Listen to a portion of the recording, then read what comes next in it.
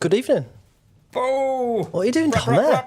In the middle. I don't know. I was like, what the fuck am I doing down there? My camera's moved, I think. There we go. Good evening and welcome to the Oblivion show. I'm Joe E.T. and this is... Mr. Dolphin. How we doing, bro? I'm good. I can't get my camera weird. I feel like I'm moving around. It'll be all right when we switch in a minute. Just stay okay. there for the minute. Yeah. Not moving. Yes, I'm good, thank you. It's been a mad start to the year. A few months of being a good boy, and then I went to the UK and ruined it all. And now I'm just like kind of picking up the pieces, and we've obviously had the record release and various other things going on. So yeah, it's been good. It's been good. How about you? I've been just making AI videos for the last month, really. That's my life. Now I had a gig played over in Brixton for this thing of ours. Great bunch of guys, really good. Great to see like some people, Nat Traffic, and a load of people had a nice weekend in London and stuff. But yeah, other than that, yeah, just head down making videos and I made an AI rapper, which I think you did make an AI rapper. You have to tell us about that. Tell us more about it. Tell us more. Come on. So there's this software now where you can build a model. So I fed it. I ripped tons and tons of grime acapellas, right, as many as I could. Fed them all into an AI model, and it basically learnt how to say different things, how to kind of like, so it ended up. So my first run ended up sounded like a kind of paraplegic, half Scottish, half. Hold on a second. I'm bringing Luke in now because I can see he just wants to talk. So let's bring him in. He's laughing in the background. Hey, Luke, buddy. I want to see the rapper. I want to see the rapper, man. Yeah. So tell us more, Greg. He doesn't have a body yet. He's not a thing, but he's got a voice. He's got a voice, and it's pretty crazy. I should have sent you some demos to play. It's insane. So you can basically just feed it all your own stuff, and now it just starts spitting rhymes at you like it's some kind of like insane grime rapper. So yeah, you don't even need vocalists anymore. This is crazy. So I've got my own like voice model that's a kind of mix out of like loads of like rappers like Quengface and Flowdan and people like that, and they just all mixed together into this kind of weird grimy voice. But it works. It's pretty crazy. So that's what I've been doing anyway. It's AI everywhere. Terrifying.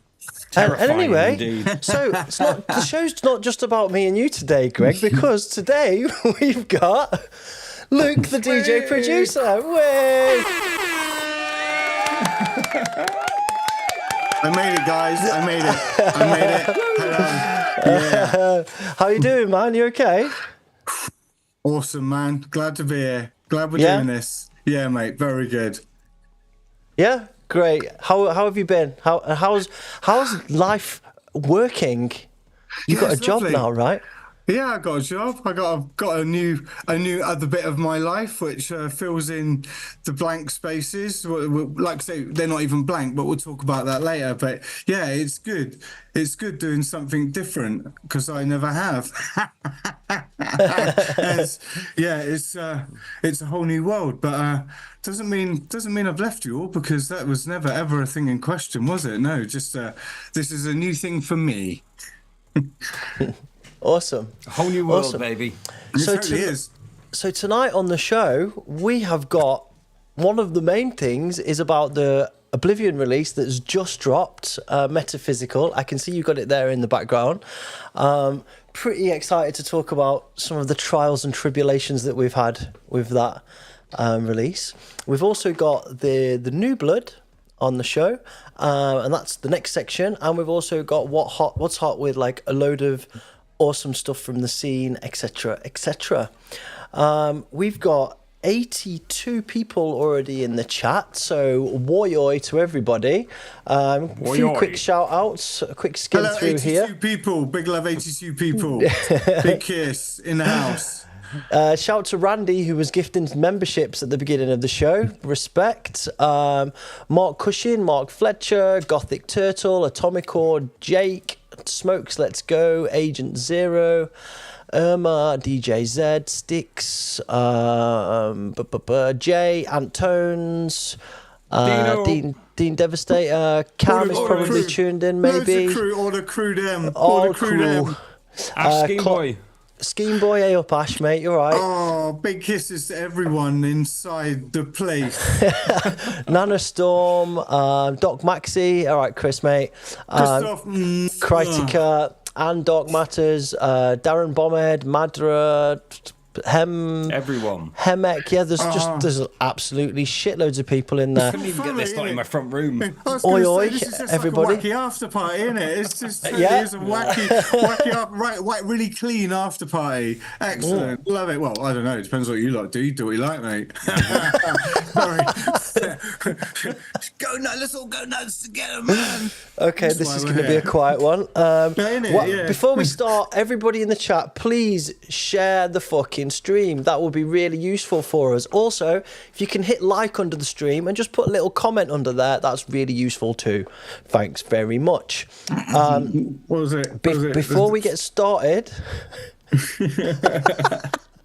Before we get started, quick word from our sponsors. The Oblivion show is sponsored by Hardcore Beer. Head to hardcorebeer.nl or hardcorebeer.co.uk and enter Oblivion show at checkout to get yourself a discount.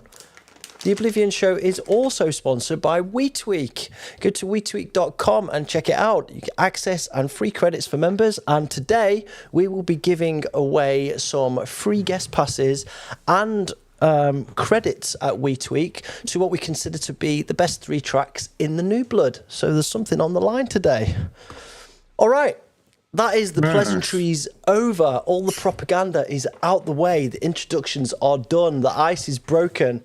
We're ready. Let's get into exhausting this, isn't it? Blimey. I'm sweating buckets, mate. Honestly, it's going to kill me. This is. Let's go. Oh fuck it. I'm feeling quite energized today. I've been looking after myself, so maybe that's the difference to normal. Someone's already saying shots in the chat. No shots. No, mate. School night, mate. It's a school night. It doesn't normally stop us, to be fair. No, I bet it doesn't. Right, first up. On today's show, we have got New Blood.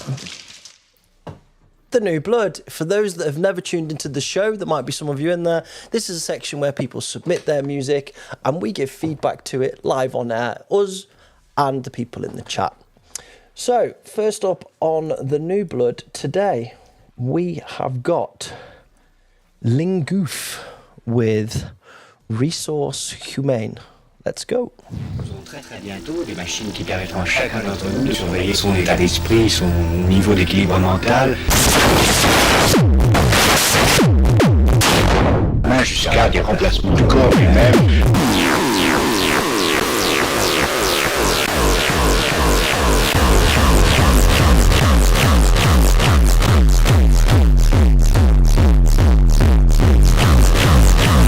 De l'homme une sorte d'objet de consommation.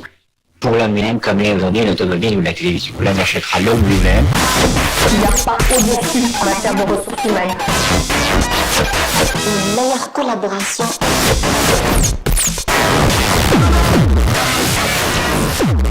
Ressources humaines.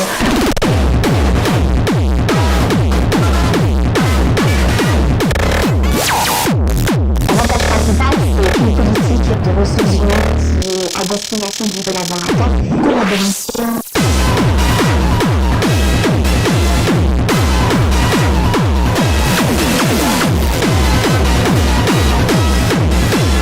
Le secteur des ressources humaines propose de nombreuses opportunités.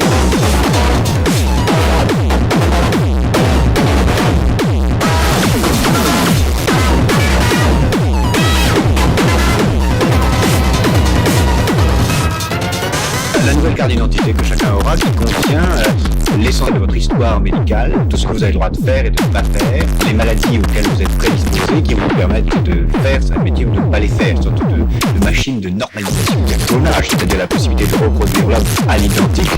Deuxième possibilité de vivre, ce sera de vivre dans des copies lui-même. Et ce qui est fascinant, c'est que c'est à travers la médecine que cette nouvelle forme de société totalitaire est en train de s'installer.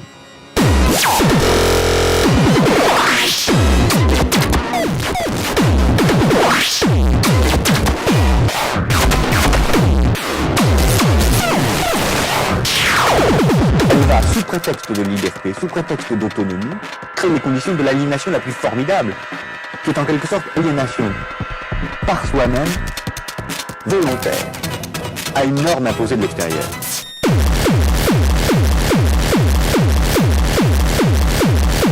Jacques Attali.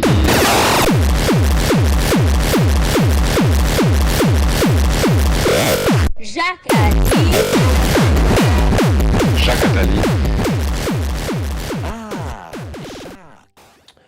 All right, so a little bit about the artist. This is... hello, I am Vincent, aka Lingouf, a French artist from Normandy, a painter, sculptor, and electronic music producer for over 25 years. Here are two extracts from my latest album. I've played one of them. The album explores different hardcore territories, starting from low tempos and ended with faster tracks. It was composed during the long COVID period in France. Friends of the Fluffy crew, who, in reaction to the totalitarian turn that France took during this period, had fun sticking stickers in the town with QR codes and quotes. If people scan the QR code, it would trigger this sound in their smartphone. So this is how my music was born. Rebellion! Big fan of the DJ like producer. Warfare, didn't it? Totally. Yeah, Mental. I'm a big fan of the DJ producer. It was very metaphysical for me when he came to Normandy at Nordic Impact in 2002. Gig. Yeah, serious giggage, let me tell you. There's things like that. Oh my days, yes. So what do you think of that one, Luke? It sounded like some kind of like antagonistic warfare noise, didn't it? It sounded like he was trying to get a rise out of somebody, and after you read that, saying it literally triggering horrible noises in people's smartphones, I get it even more now. It's not typical dance floor music, is it? Let's be honest here, but yeah, and he's an artist and a painter and sculptor. Yeah, it totally fits the noise for sure. I think that's art noise, baby. Just do what you feel. Without any kind of caring whatsoever, which I think is very, very cool. Totally stand behind what he does. Yep. Greg? Yep. Yeah, I think Luke's hit it on the head, doesn't he? It's kind of everything just thrown into the pan in one go. Some really cool ideas, really like interesting samples. My French isn't good enough to know what they were all saying, but yeah, the kind of definitely not the kind of like ultra modern kind of sound and techniques that we're hearing nowadays, but it's kind of raw and it's aggressive and it's that's kind of what you want, isn't it, really? So yeah, cool. Yeah, I thought the stabs could have been a little bit louder, like the ravey kind of stabs in the middle. That was the only thing that I thought that I would improve on that or change on that directly. What do people in the chat think? Somebody in the chat said that it reminded them of Peaky Pounder. I think that's a fair shout. I got a little bit of that for sure. Totally, the absolute smashed the fuckness of it. Definitely. Trying to see if there's anything else in here. A few people say Ash saying he's digging it. Paul Incoherent saying he's digging it too. People saying micropoint style kicks. Yeah, they were very like old French kind of sounding. And someone says, excellent les samples. Yeah, formidable. I have brilliant French, by the way. That's the one French word I heard in that tune was formidable. Yeah, for sure. Okay. So, all right. Awesome stuff. Nice to see that we're hitting you on the internet, and we look forward to hear from you again, Vincent. Thank you. Next up, we've got Sasha Kirk with Polyenergetic.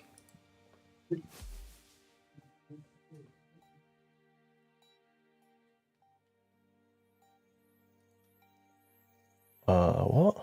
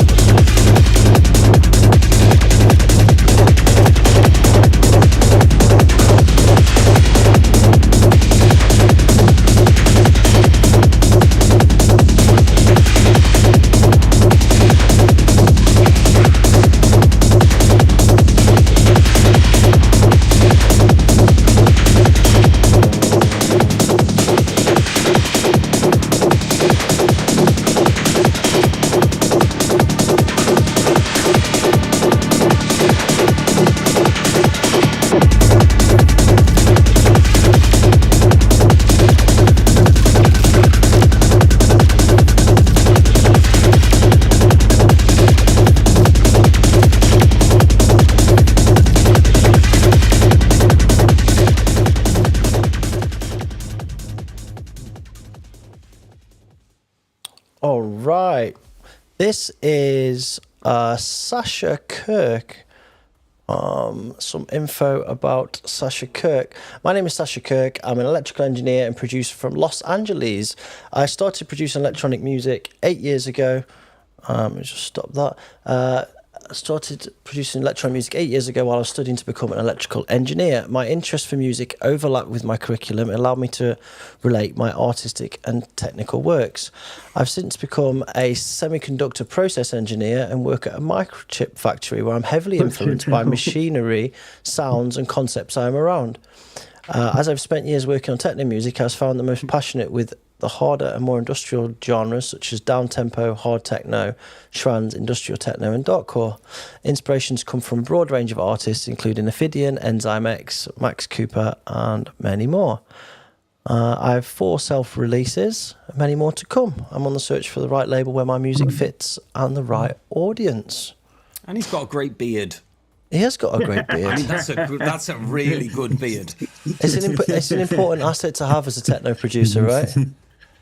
I don't know. Is that right? I don't know. Is there many beards? Much beardage in techno recently? I don't know. I'm not sure. Yeah, it's more females, isn't it? It's more boobs and bums. Mm-hmm. Oh yeah, possibly. Yeah. Oh, and beards. I mean, let's not discriminate. Beards, mate. Beards. Beards, boobs, and bums. Let's go bums from all. and beards, mate. So hold on a minute. Someone is said in the chat, beards are ugly. No, bro. Yeah, what? Just no. I've never gone for that look. I never have. I just hair on my face. I didn't think it'd suit you. Anyway, no. To the music, Greg. What do you think about the music? It was there's some really nice groove to it, really nice drive. Yeah. It felt like, just from in these headphones, it felt like the bass was a little bit loose. It just got a bit out of control in places because he was like kind of like pushing it a little bit. It just felt like it needed a little bit of restraint in there somewhere. And yeah, there was some areas where I thought it could have built a little bit more before kind of dropping back into the kicks. You know, it could have built a bit more tension, like a bit of release and tension in some of the parts to kind of give it a bit more impacts when it kicks back in. But it had that kind of like almost old squat party techno kind of vibes where it's just like you're just in and out of it all the time as well, which is which is a nice vibe in itself. So but yeah, not bad at all. Reminded me a bit of being somewhere like Atomic Jam. Yeah, go on, Luke. I think exactly the same as Greg, because I've a couple of these tracks you actually sent to me earlier, Joe, and this one I actually listened to this loud, and I thought just with a little bit more mixed precision, it could have really thumped in places, and just that the way it sort of dipped in and out, just with a bit more EQ finesse, it could have really whacked.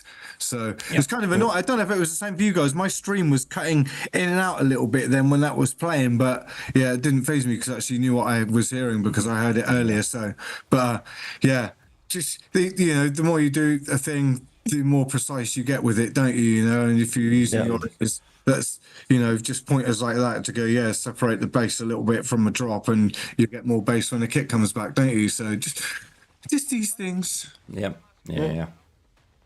Awesome. Shout out to Cobby Hellfish in the chat. Hello, Cobby. All right, mate. Yeah. Talk about hotels later, you hotel boy. All right. Next up, we have got I can't even say this. I'm going to murder this name. Endhaltstelle with Hold It, and I'm going to play this one at the start this time. Let's go.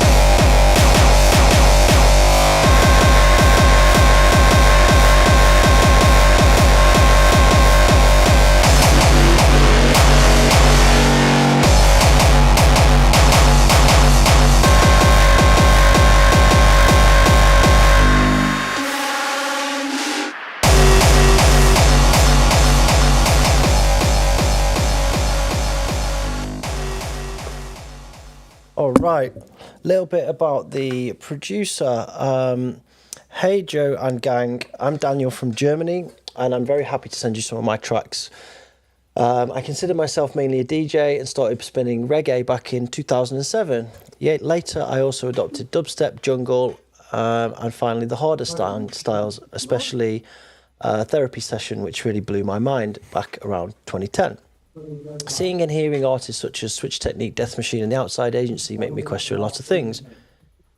Nowadays, I play mainly industrial hardcore. I've got noise in the background from somebody. Nowadays, I play mainly industrial hardcore in all its glory, preferably with an unhealthy amount of breakbeats. In 2017, I started producing my own tracks. They range from deconstructed dub to nervous hardcore and basically cover all the BPM spectrum. I just love rough, untamed, and delay-heavy soundscapes.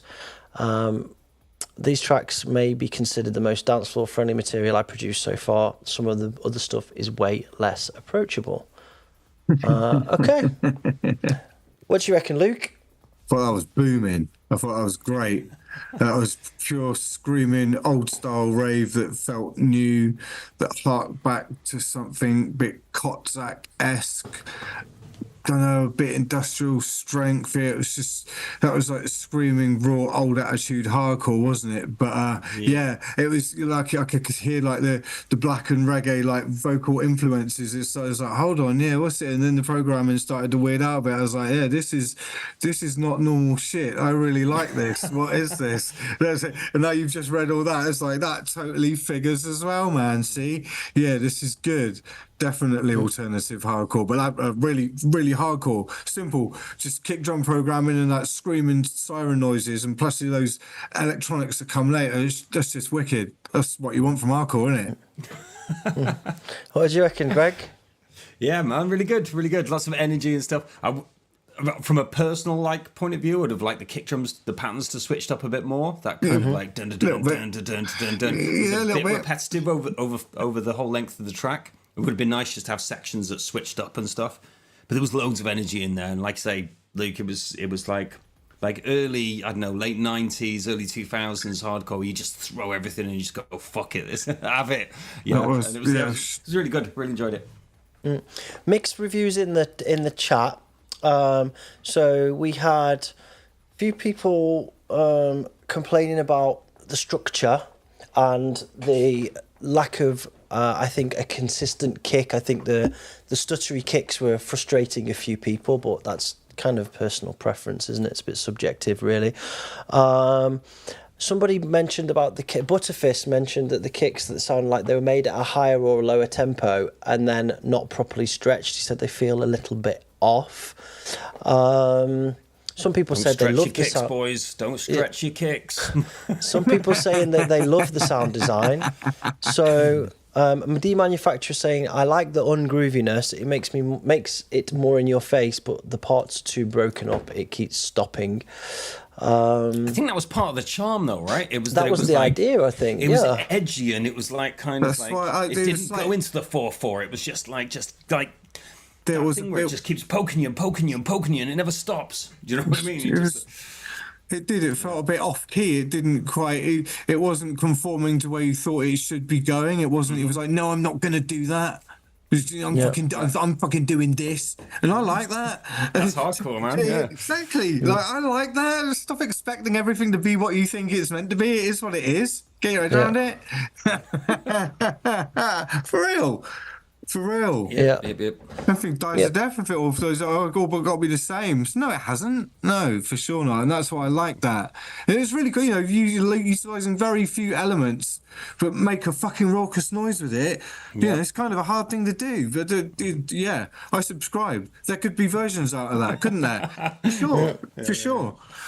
If anybody's into this guy's music, then I've put a link in the chat to his Bandcamp that he put into his chat. His name, by the way, Joe, if you didn't know, means it's the Endhaltstelle. How do you say it? It's the last stop on the bus or the train or whatever, isn't it? It's the last stop. Final stop. Final stop. Yeah. Is it really? I should know that. Really, I spent enough time in Germany. End of the line. End of the line, baby. Yeah. Right. Nice. Sick. All right. Well, thank you. Thank you for the education. Next up, we have got Warklo with a track name that he's obviously done to troll the fuck out of me, but I'm going with it. The horngus of a dogfish is attached by a scungle to a kind of dillsack, the nutte sack. Let's go.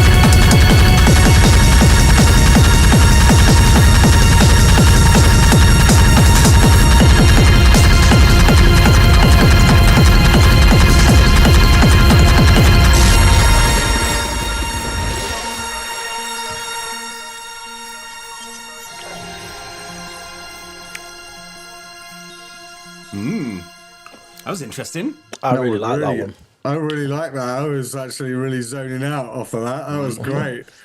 That was huge, wasn't it? That was ace. A little bit about the producer. This is Warklo. Greetings, Earth and Oblivion show people. This one's a bit special. As an unconditional fan of Luke, I felt a duty to present a composition to one of the warriors who inspired me the most. First was here with Manu Lamola. But since the announcement of the show and the deadline for submissions, I'm completely stuck in a non-loop, the blank page syndrome. Nothing comes, even worse. I start thinking that I should finish the ammunition from the last episode with Mark, or Cadapine. Then I saw Lenny was giving a feedback session. I sent it to him. He told me some feedback, and I finished it. Therefore, I present to you, the horngus of a dongfish is attached by a scungle to a kind of dillsack, the nutsack. Still in the southwest of France, making beats and breaks when the children are asleep, aiming for more music production and to get back to the turntables and drums whenever the opportunity arises. Thank you, Mehdi. Luke, since it was written basically for you, what do you think? Give it a different title for a start, because I wouldn't know what, because that's so awesome, and you wouldn't know what to Google or to like search in Spotify. That title is is insane. I love the thought that's gone into it. Like I'm all for all of that, but if you want to get found and discovered, a title as mental as that, no one's going to find it ever for sure. Maybe just call it Nutsack. Kind of dillsack. Yeah, there's got to be something extracted from that. But that, like, it is such an awesome, like, dude. Really, I feel you. I know where you're at, and I can feel you put so much love into that, and taken advice from all these different sources, and I can feel and hear the work you've done, because the panorama, even in my tiny little headphones, that is amazing for sure. So don't sell yourself short by putting this huge, humongous title that no one's gonna ever be able to get a grasp on. But yeah, dude, absolutely maximum respect. Awesome space music, my friend. Absolutely different hardcore. That's what we want to hear right there. Yeah, Greg, for sure. what do you think? Lots. So yeah, the kicks were really nice. They were like the kind of like kicks from a giant space arena type kicks, weren't they? Huge, weren't they? Really, the kind of things you want to hear in warehouses, really big places. It was filling the spectrum, but you could like hear through them as well, so you could hear the other elements weren't getting muddied. Man, he had it nailed. That was great. Yeah, really nice job on the kicks. The synths were a little bit out of balance in places, like just the volumes, the levels were kind of a bit all over the place. Yeah, lead one in particular, somebody else pointed out. The strings and stuff, they kind of gave me like mid-90s kind of hard, like UK hardcore vibes, like kind of the darker drum and bassy hardcore, kind of like a lot of like held strings. Really nice vibes. I thought the mixdown needed a bit of work. There were a lot of levels that needed to come up, like the hats, the breaks, and all that sort of stuff to kind of match where the synths were. But it had a great fucking vibe, didn't it, man? I really loved that. Sure. I was just more lose yourself in that shit, man. I was more sucked into the vibe than, like, you're really good at thinking about you're really good at analytically instantly picking those fun like little flaws, but like I was like, it would have taken me a minute because I was like so besotted with like the panorama that he'd created. It's like fucking wow, man. But yeah, you're right. Like the depth of those kicks, like some of those synths could have just been raised a little bit, so you had a bit more to like bite onto for sure. But yeah. Totally. He's got the vibe. He's got all the elements. It's just, and part of that, right? The trick for him is just simply do some A/B-ing, like really just do some reference stuff with some, like, and the thing you notice when you listen to like, I don't know, guys like Sleepnet or something like that, the guys that are really do really amazing mixdowns, and you hear the kind of like how much energy and stuff you've got to put in the kind of like the mids and the highs and stuff, and you think, and when you compare it to a track like that, you realize how far off you are, like and by that I mean how much you've got to push the volume to make it really stand and sound big.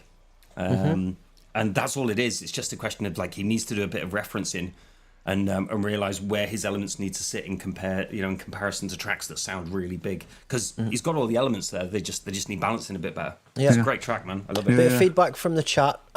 Jay saying that it was really great work from Warklo. Thoroughly enjoyed. Where the last track didn't have a story, this one does, and it's kind of beautiful. Yeah, if you remember the last time he submitted, that was one of the feedbacks that we gave, that it was nice, but it didn't have a story attached to it. Definitely does. I mean, that's yeah.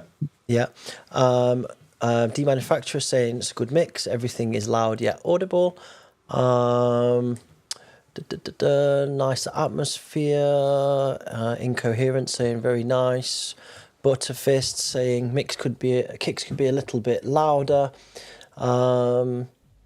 DJ Hemek saying the drop-offs are pretty tasty. Abomination observes that it's a little bit muddy and there's some unwanted background noise in there. I see what you're saying, but I'm not sure if that was on purpose. Yeah, overall, good work, man. Thanks again. Shout to Nori, who's arrived in the chat. Hey, buddy. What up, Nori? And who else? Shatterling also arrived. I really like your track on that Dark Matters release, by the way, Shatterling. Okay, next up, we have got Non-Exist with 1312. Let's go.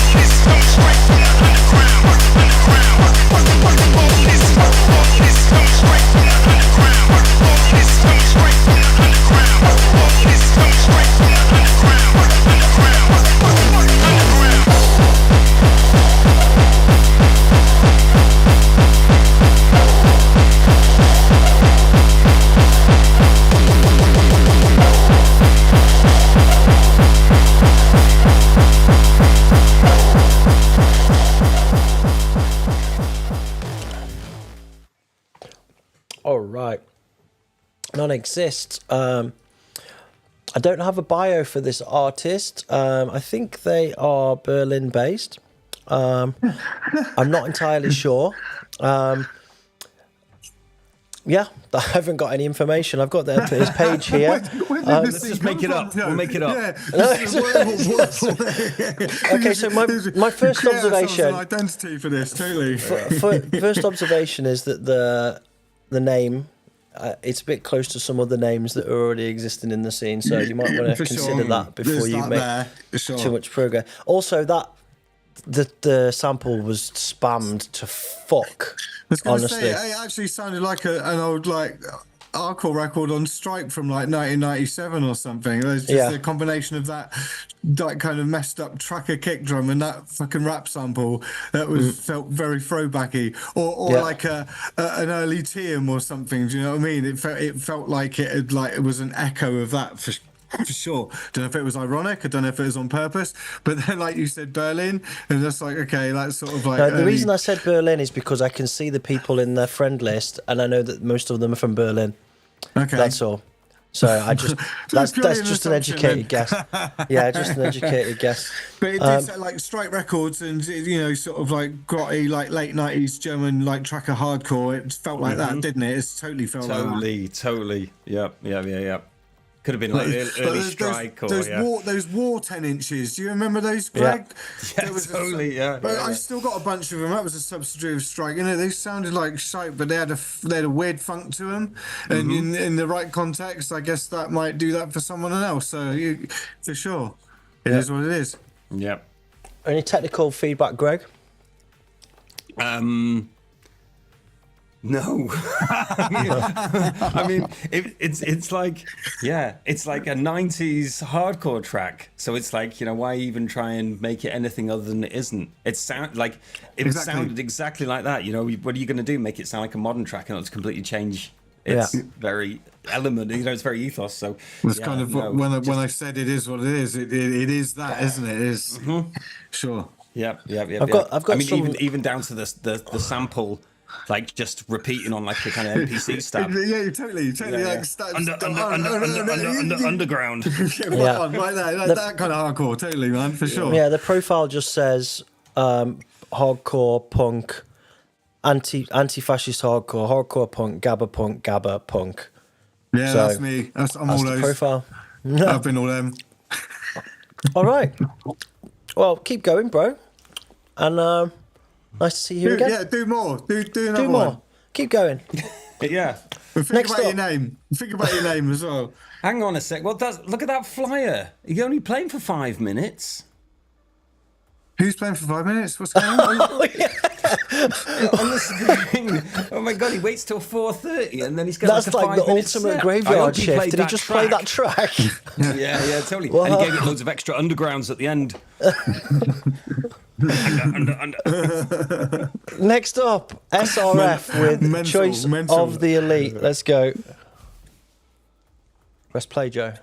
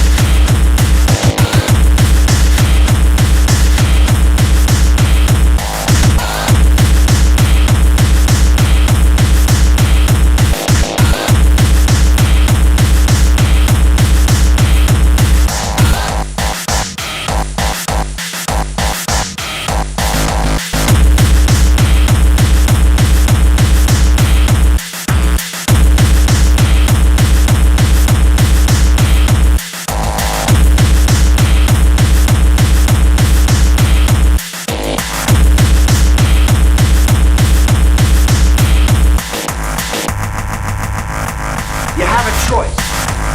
You can be forgotten, or you can be remembered as one of the noble few who made it.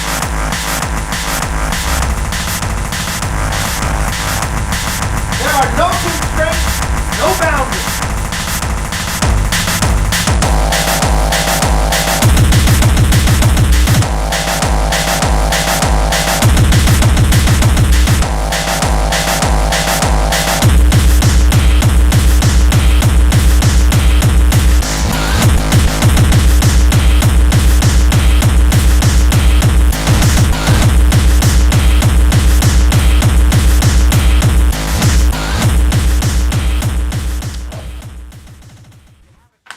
All right. Luke, what do you think of that one? I don't know. I'm not quite sure. It did sound like sort of a very late French industrial for sure. Coney and It guys did sound that. like a bit like Coney. It did. It started off really promising. Like it felt like the structure was really in place, and as it went on, it just felt like it fell apart a bit. I don't know if I'm alone in that. Just like being honest, like the structure of the thing just felt like it ended up a bit aimless and didn't know where it was going. So it's a case of like all the right sounds, but not in the right order.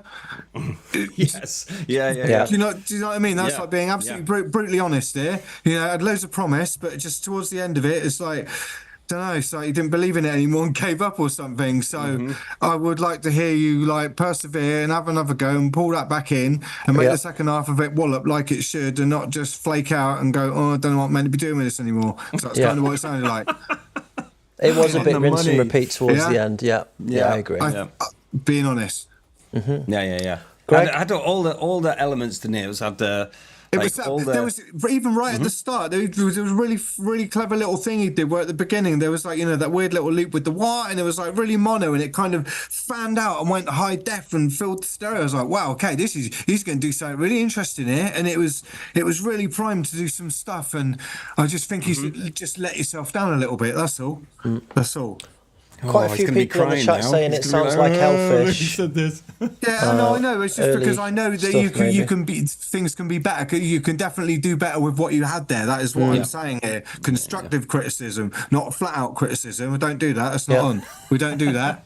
I'll do that in person. I'll do that right in your face, not aimlessly into the ether where it's like on record. You know, I need to be constructive with it, and that is my absolute constructive criticism. Yeah. Right, go on, Greg, speak. I'll shut up now. No, it's all good. It's all good. I think we've covered it all, right? Had all the ingredients. It was kind of like a real nice kind of French groove, but it just didn't it didn't really kick, did it? It didn't really have that. It didn't hit the point where it popped. Exactly. That's all it was. Because it had a nice intro, it was interesting, loads of interesting sounds and loops and kind of, patterns, sequences going on. But then when it went, you wanted it to really go, and it didn't. It felt like it just kind of like. That's all it was. For sure. It totally did. It totally did. It could have been more than what it was, for sure. I didn't tell you who it was because I didn't want to influence you, because you know this person. This is by Floris. My name is Floris. And this is what I'm saying. I've been producing since 2006, but for the last 8 years, it's been mostly long hiatus, interrupted by short periods of. I thought that said wanking then, of working on music again.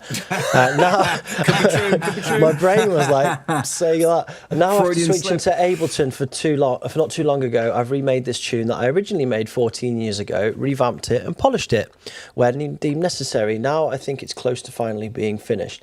And, Floris is in the chat, and he said that the intro was actually newer than the rest.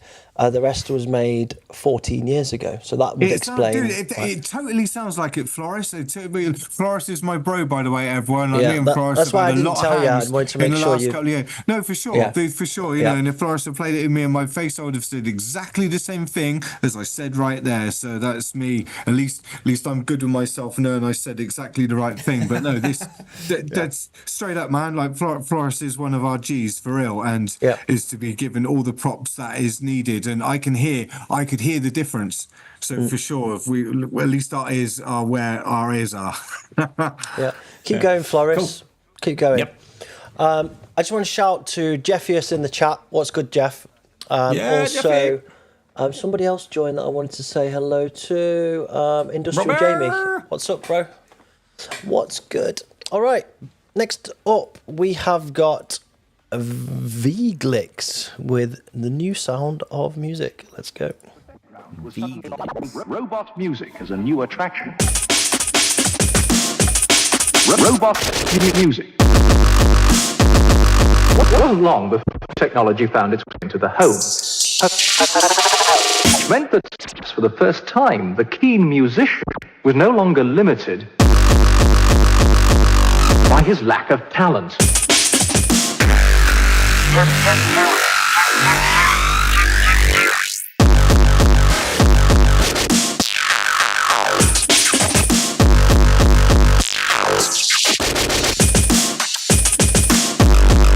It affected all of us.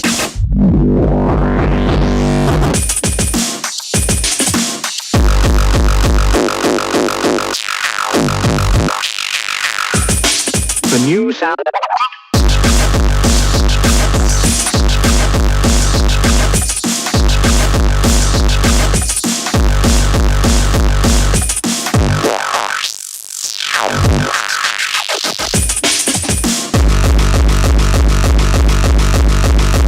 Pump with my feet.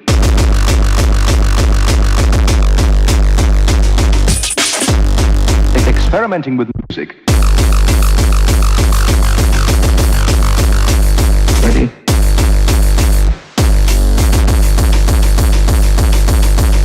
Robot music. Unfaithful reproduction caused excitement. Here, the novelty was electricity, taking the painful legwork out of and enabled painters to create a host of quite extraordinary.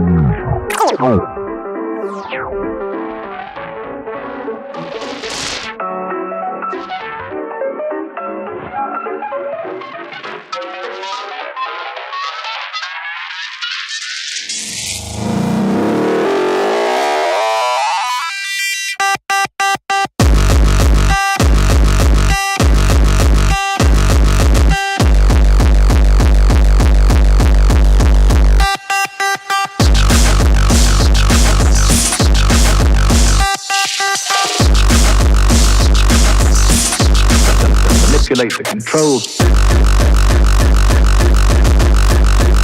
monster.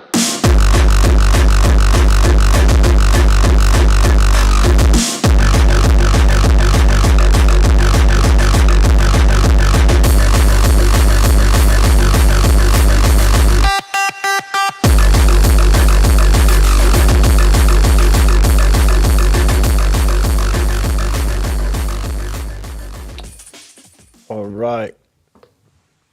Okay, this is it Greg, how do you say that? You're the honorary Dutch person. No idea. Okay. Veeglix. I mean, okay, so hi, my name is. Unless you've got to do the Dutch G. Veeglix. Well, this might give it up. His name is Felix. Veeglix. Yeah, there you go. Maybe. His name is Felix, so I guess it's Veeglix. Okay. 25-year-olds, originally from The Hague, but currently living in Eindhoven. During COVID, I caught the bug of DJing whilst playing tunes for my friends in their basement. I'd already dabbled with producing years ago, but I found the learning curve too steep until about 2 years ago. My inspirations overall artists like Hellfish, the DJ producer, and Drox. For this track, my biggest inspiration was Hellfish, but those are big boots to fill. I've also released a remix of Dread after the remix contest, which is on my SoundCloud. Yeah. Oh, nice. He's got a track called Hellfin there. Yeah, just seen that. Oh, it's a mix. It's a mix. It must be yours and Kobe's tracks mixed together, I guess. So, what did you think, Luke? I thought it was really good right from the off. It wasn't taking itself at all seriously, and just fucking went for it, didn't it? For sure. It's like like he would bit of self parody, just throw everything at it and see what works. Another, it's a different case of all the right sounds, but not in the right order. But this time, really not giving a fuck about it, just making sure every one of them is loud and proud enough to smack you in the face, so you can't really argue with its fucked upness. And that's kind of the difference. No, and this is the thing that does mess a lot of people up. Is it's you might be able to write a tune, but like engineering hardcore and getting it to feel really hardcore is an effort in itself. You know, I struggle to a degree at times as well. Trust me, it's like, you know, writing and mastering to get it woof is, you know. So I mean, but a lot of kids, you know, nowadays who just like firing on in, just turn everything to 0 and hit record, and you get shit like this. And you know, I think it's awesome. That's just. Totally, like go all the way and then just pull it back a little bit, innit? Really, like, that kind of does work when you're working within a 64-bit loud and proud environment. You can get away with stuff like that. So, yeah, for sure. Yeah, fair play. Really liked its courageousness. Nice, yeah. No, I mean, you could really hear the kind of Cobby's influence in there. It was like very prominent and stuff. But he had it like I think we said about one of the other tracks. It had that kind of scattered intro and stuff. But then when like the second part of it had a real good groove, real strong groove. It did slap.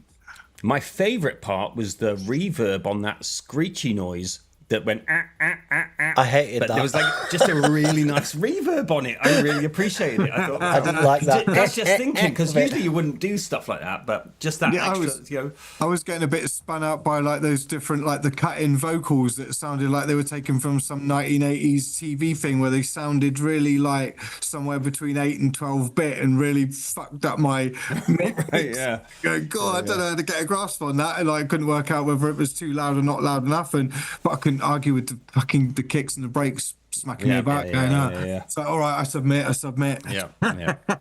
Lots of Cobby style effects on the vocals and things like that. For real, frequency shifters and things like that. For sure, a lot of automated. But it worked.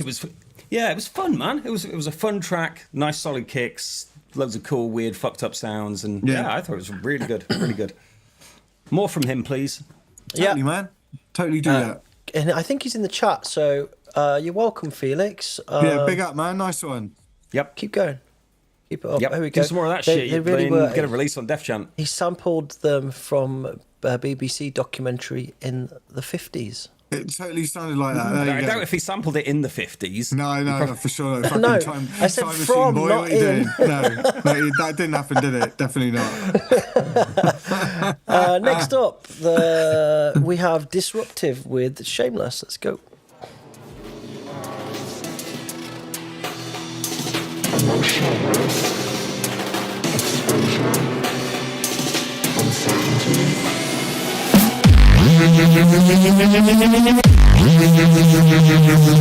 Shame doesn't focus on self, Kurk doesn't focus on behavior.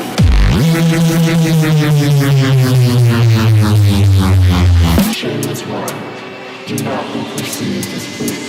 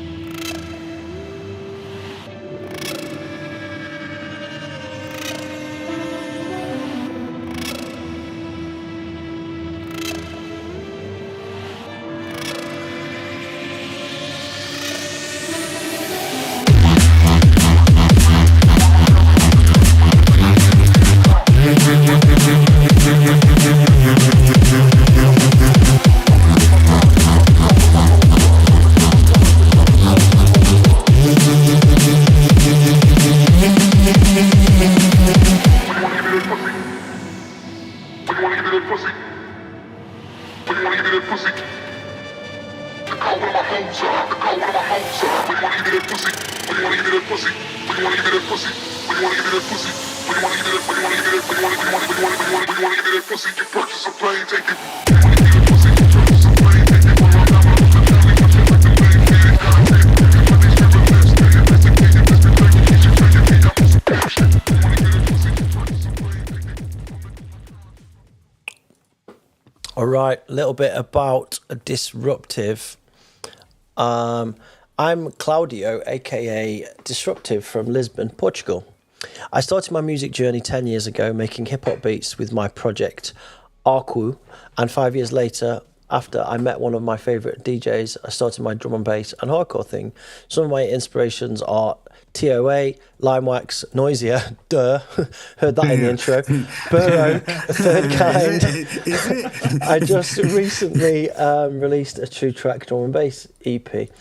My first initial observation is that there were some mix down problems, and in particular, it was very particular at the start when he had that kick snare thing going on, and I think he was struggling to fit them both in the mix, so he's compromised some of his kick, and it made it sound a bit weak, actually. Then when the kick came afterwards without the snare there, it felt a lot fuller, so I think there's some work to be done in that area.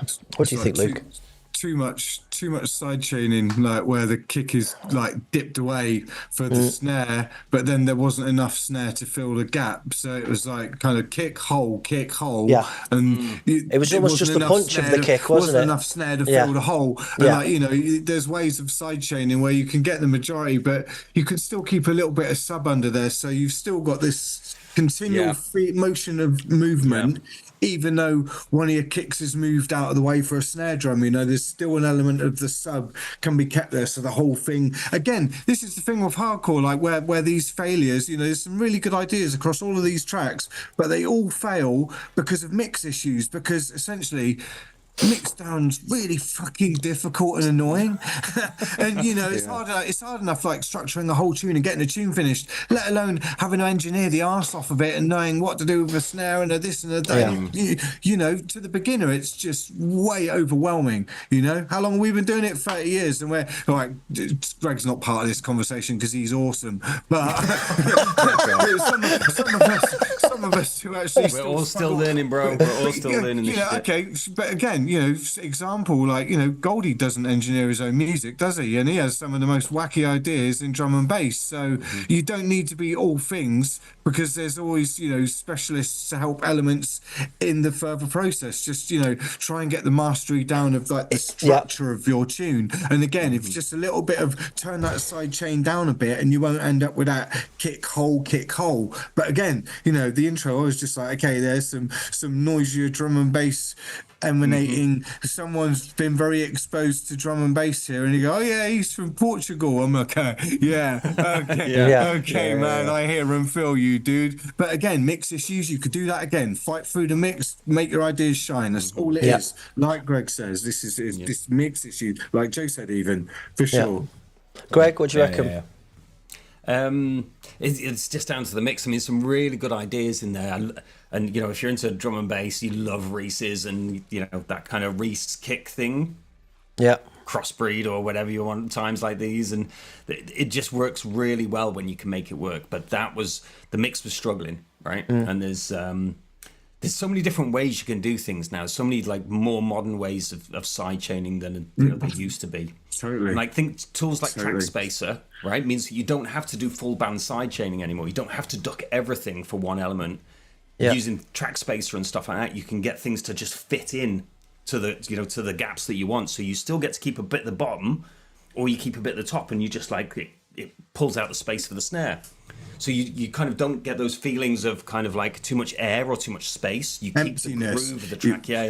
Exactly. And it's finding that compromise. And a lot of people when they're trying to work out like how to engineer and how to mix tracks, often you go a bit too far one way or a bit too far the other way, and it takes time to kind of like find that sweet spot in the middle. Oh, for real. Definitely. We've all done it with like EQing and compressing and everything, all the different elements of mixing. you go, oh, I understand it now. Let's do loads of it, and then you overcompress the fuck out of everything. Yeah. And then high pass everything. Totally right, and you lose everything. For sure. No, we've all done it, man. But again, same with EQing. You go, oh my god, I've got to EQ the fuck out of everything, and you end up with these thin tracks that don't have enough body because you've cut too much out of them. So it's that finding the sweet spot in between, and a combination of working out where that spot is and using all these kind of real modern tools that kind of can really help you kind of get to these points much quicker than years of automation. Again, having all these tools, but like knowing how to use them in a correct sense and not just turning it all up to 11. Do you know what I mean? It's just, it's easily done because it's hardcore and you think it's like that's the way to do it, but it really isn't. So again, just like learn your tools a little bit and find what is meant to be doing what for what, and then you'll get the most out of your audio signal, won't you? You will, for real. I've got a couple of comments from the chat that might be really useful to the producer. So Butterfist wrote, and this is in reference to the first section that I pointed out. It says, it sounds like in that section, the kicks were 2 beats long. Just make it 1 kick per beat and fade off the transient of the second and fourth kicks under the snares. And Ant wrote, if you want this golden information, I recommend checking out the Dolphin Masterclass on Heresy because you detailed this quite well there. So there you go. Go and give that a try. Thanks for the feedback, guys. I'm a big fader of transients because using things that are automated, it's not wholly reliable. It's going to move at the same time. If you got a piece of audio, and you move a fade, and it's just there. That fade's never going to move from that position ever. So it'll always be the same every time you play it. Again, once you get the fade perfect, like render it to a new part, and it's just like that forever. So just keep the whole body of everything, but just get those annoying transients out of the way. So your snare and your kick drum don't go because no one wants that, do they? Well, you know, you might do. You wacky people. Okay, so that's nearly it for the New Blood. Nice. But I wanted to throw some light on some people that came through the New Blood and actually met each other through the New Blood. And that is the Carnage Core and Tones. They've been following the show and friends of ours now for some time. They met through the show. They now play video games together and whatever. And they've just got a track signed to Prototypes together. And I wanted to just throw some light on it. Congratulations, guys. Well deserved. And I'm going to play it. So enjoy, everybody. Awesome. Cool.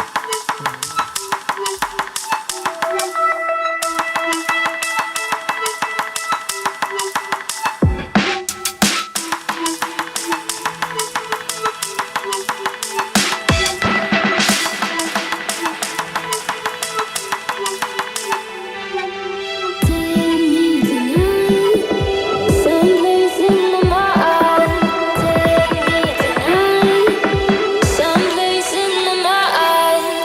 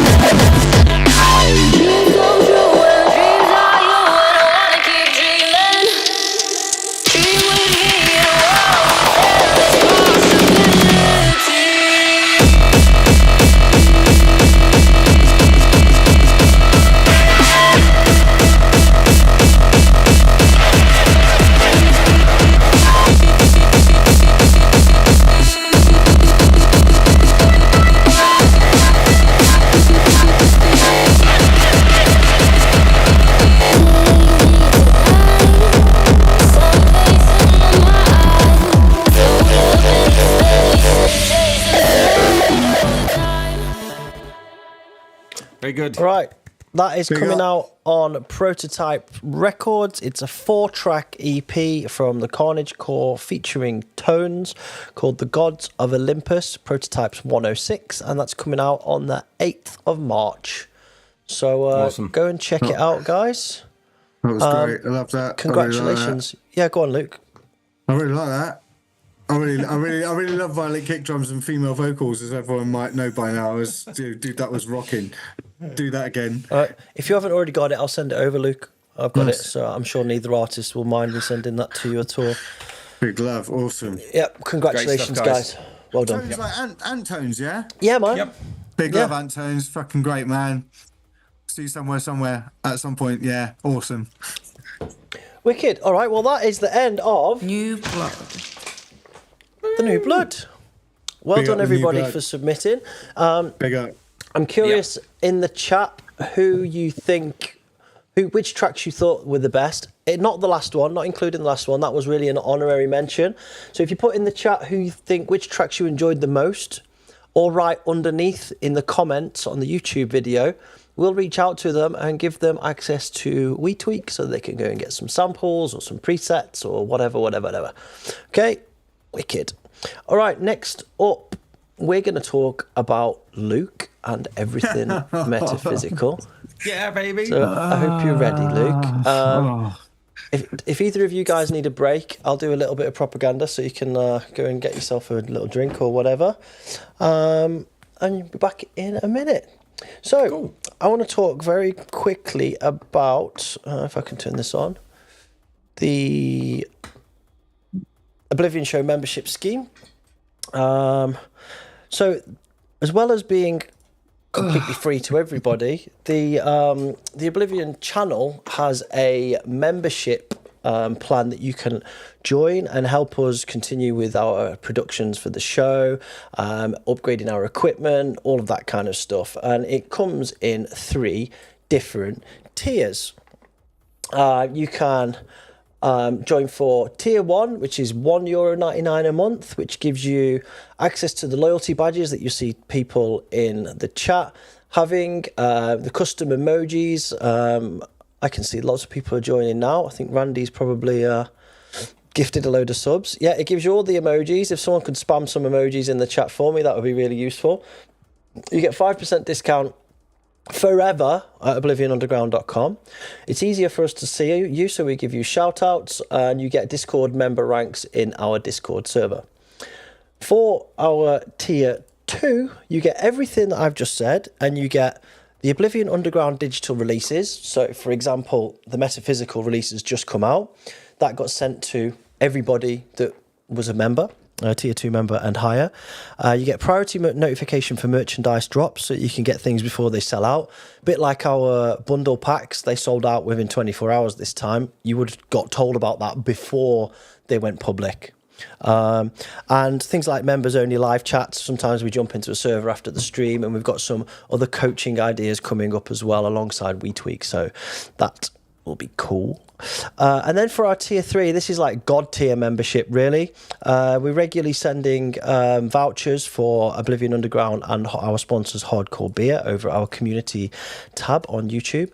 You get early access, so when the artists mail outs go out for the Oblivion Underground releases, you get them at the same time as the artists. Enter into competitions, some exclusive members only videos, and you get priority reply to comments. Now, you can of course enjoy the show without becoming a member.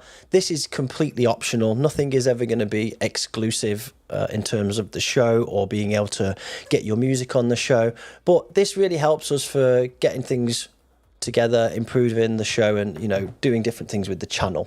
What I alluded to there as well was Discord. This is our Discord server. So if I can bring this up, yeah. So Discord server. Imagine Discord is a little bit like IRC meets MSN Messenger meets Easy Forums, etc., etc. And this is a nice place away from the usual social media, blah, blah, where like-minded people hang out, talk stuff about their music, about different things. And yeah, we've got building quite a following in there now. I think we've got like 100 and maybe more. I don't know, quite a lot of members anyway. And it's broken down into different areas. So there's an introductions area here. We have voice channels as well, so people can go in and hang out, play video games together or whatever. Chit chat. I see people are already talking about this track name from Warklo. So chit chat there. Members chats. We've got community chat that's to do with the show. So today we were talking a members chat about everybody's favourite producer tracks, because I grabbed a few just in case we wanted to play them. And then you've got like production zone, where people are sharing production tips and etc. etc. DJing, where people are talking about DJing. You've got gaming channel, graphic design, video design, streaming, and then you've got a separate area for people to send their links. So links to tracks that they like, cool things that have come out that people might not have seen. Did you, by the way, know that the fixed records have all been resampled and uploaded? I didn't know that until I saw it in this channel. DJ sets, live streams, movies, people that, you know, it's just a nice place to hang out. So please feel free to come over there and join us. There is a link in the description underneath. It's completely free. And part of the membership scheme is you get access to some of these channels like the members only, etc., by being a member. So, yeah, if you want to come and check that out, then please do. That is my propaganda over. Ta-da! Propaganda, that was. Propaganda. Propaganda around here is a good look, like, isn't it? A bit thorough. And thanks to Randy for dropping subs on everybody in the chat. Nice one. And Sai gifted some subs. Wicked. Thanks. Somebody said Jonely fans. Brilliant. Nice. All right. So, Luke. Hello. Hi. So, first of all, how are you? Because we haven't really gone into much detail about this online anywhere to a massive amount, but you had a little bit of a health scare recently, end of last year, and I just wondered how you were and what's going on with you. Dude, it was beginning of last year, and it was like, well, yeah, I think. That was a year ago already. It was. Oh, dude, it was like the Tuesday after the Bangface Weekender. So that's like, I don't know, it's like May the 9th or something, just something totally random. But it was did the Bangface Weekender, fine, totally amazing as usual. Came back to Bristol with Mandy Dex, just having a right laugh. Did all that, got home, came home, slept. Next day, went shopping with the wife, came home, put the week's shopping away. She was starting to do food. I came in the front room, sat on the sofa, and then I went to get up from the sofa and realised I couldn't. And it took a minute. It was like a moment of, fucking hell, you can't do that. And it's like this forward motion, and nothing was happening. It's like I've put my left leg down. It's like, well, it's like, you know, when you wouldn't, you know, no one, you don't think about these things. You know, when you get up, you think about the pressure that you put down to lift yourself upwards. There was just nothing there. I was like, wow. There was just not like nothing. I was like, Melanie. She like comes whizzing in. She looks like directly at me. She's like, are you all right? I was like, I don't know. I can't get out. She's like, are you having a stroke? I was like, I don't know. And so at that point, I started just to feel a little bit off key. And she's like, I'm ringing an ambulance. And from the moment my wife rang the ambulance, the paramedics were at and in my house in 7 minutes. Wow. Fucking hell. And this is in the time of, you know, just sort of post-COVID in the UK, the health service, like, is, you know, the end of winter, all the ambulances had gone in a meltdown. There was queues at hospitals of like, you know, 40 ambulances backed up because they couldn't get in, chaos. And in all that chaos, my local hospital at the bottom of my hill had an ambulance at my place in 7 minutes. Do you know why that is? Because in the UK, a stroke is considered that important between heart attack and death. So kind of important. They had me in a stretcher and I was out of the house. I was just going, fair play to Melly for fucking recognising that so quickly. Did you have like anything with your face? Was it tell or was it just? No, this was the weird thing. Like I didn't droop, and I didn't sort of like lose left arm power. Just it felt like my left leg had completely liquefied. But by the time the paramedics got to the house, I'd started slurring a little bit like that. It wasn't full on. They'd stretched me out the house. That was the worst bit of all of it, because I was stretched out the house. And as I was going backwards out the house, I could just see Farley stood in the hallway just looking at me.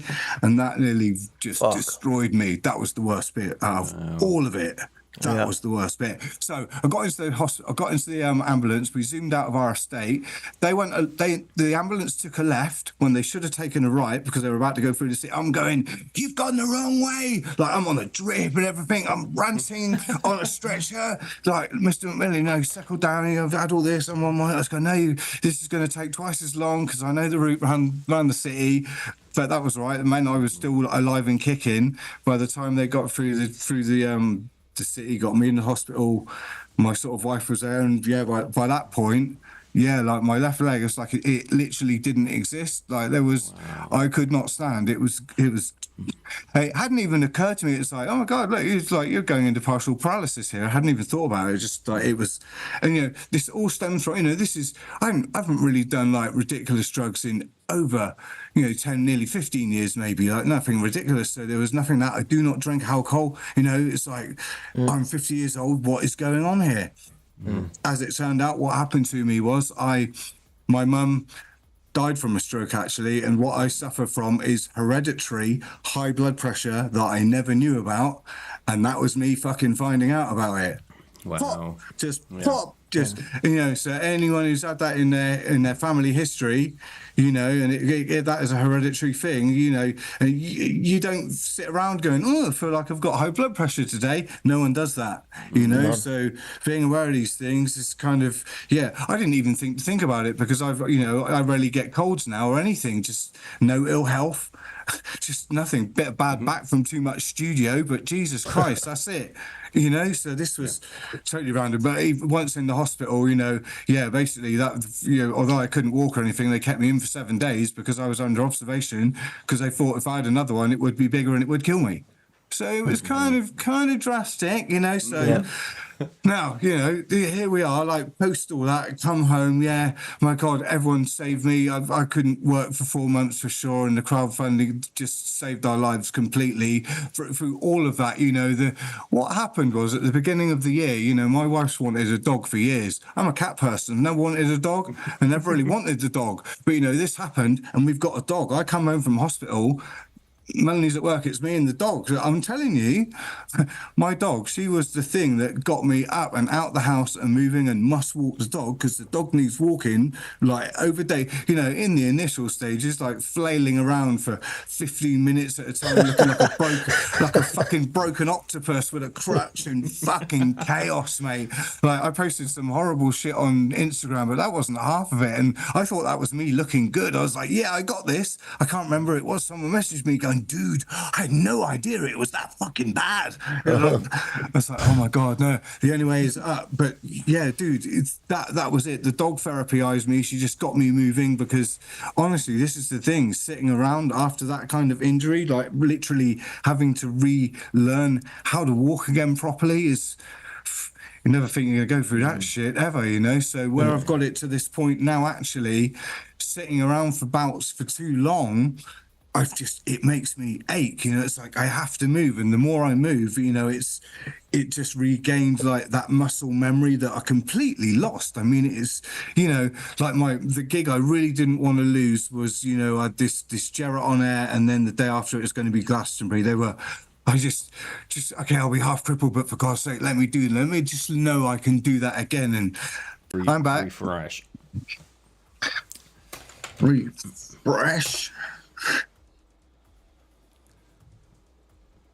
We're back. We are back. There we go. Hello. Amazing. Hello, internets. We're back. Yep. Fixed Sorry it. about that. Okay. Let's put this on here. So hello. Can everybody hear okay? Yeah. I talked too much and broke the internet. No, you really didn't. You ran our quota of words out. And Yes, totally. That's what I felt like. That's what I felt like I did. We only had 100,000 words for the whole show for the 5 hours late. And Spunk them all in one paragraph, mate. Luckily, I disaster recovery tested all of this stuff, so I knew that we could recover that if it crashed. So, yeah, we're all good. Right, Luke, sorry, we were in the middle of your story, so please No, it wasn't. No, it wasn't really. It kind of already got to the end of where I said, yeah, well, we discovered it wasn't through any ridiculous escapade of my own, but I suffered this stroke from hereditary high blood pressure, so it was like nothing to do with me, but now I have medication to keep it under control, and I've gone under this near year-long process of like learning to walk again and getting a job at the beginning of the year, which has made me use my whole body even more. Yeah, dude, I am almost normal. I mean, I'll never be fucking normal, mate. Whoa. Not fully normal. I'll never be. So, and now you've gone through the recovery, and now you're a lot more active. You're walking the dog, like you said, but you've also got a job now that's helping you be a bit more active. For sure. It's just it just helped. Like I say, languishing in the studio every day, and it's hard. Like we say, 30 years of making records. This year being the 30th year, and I mean honestly, I've been playing inside the rave scene ever since there was a fucking rave scene. Let's be honest here. Mm-hmm. And I've given my complete life and soul to it. And, up to the point where, when COVID kicked in, it did, coming out the other side of that, felt like that changed something. Something was never quite right. And then what happened to me. So it's like, everything on top of each other. Out the back of that, I'm like, holy shit, I'm not dead. But it's like, I'm not fucking dead. Okay. Yeah.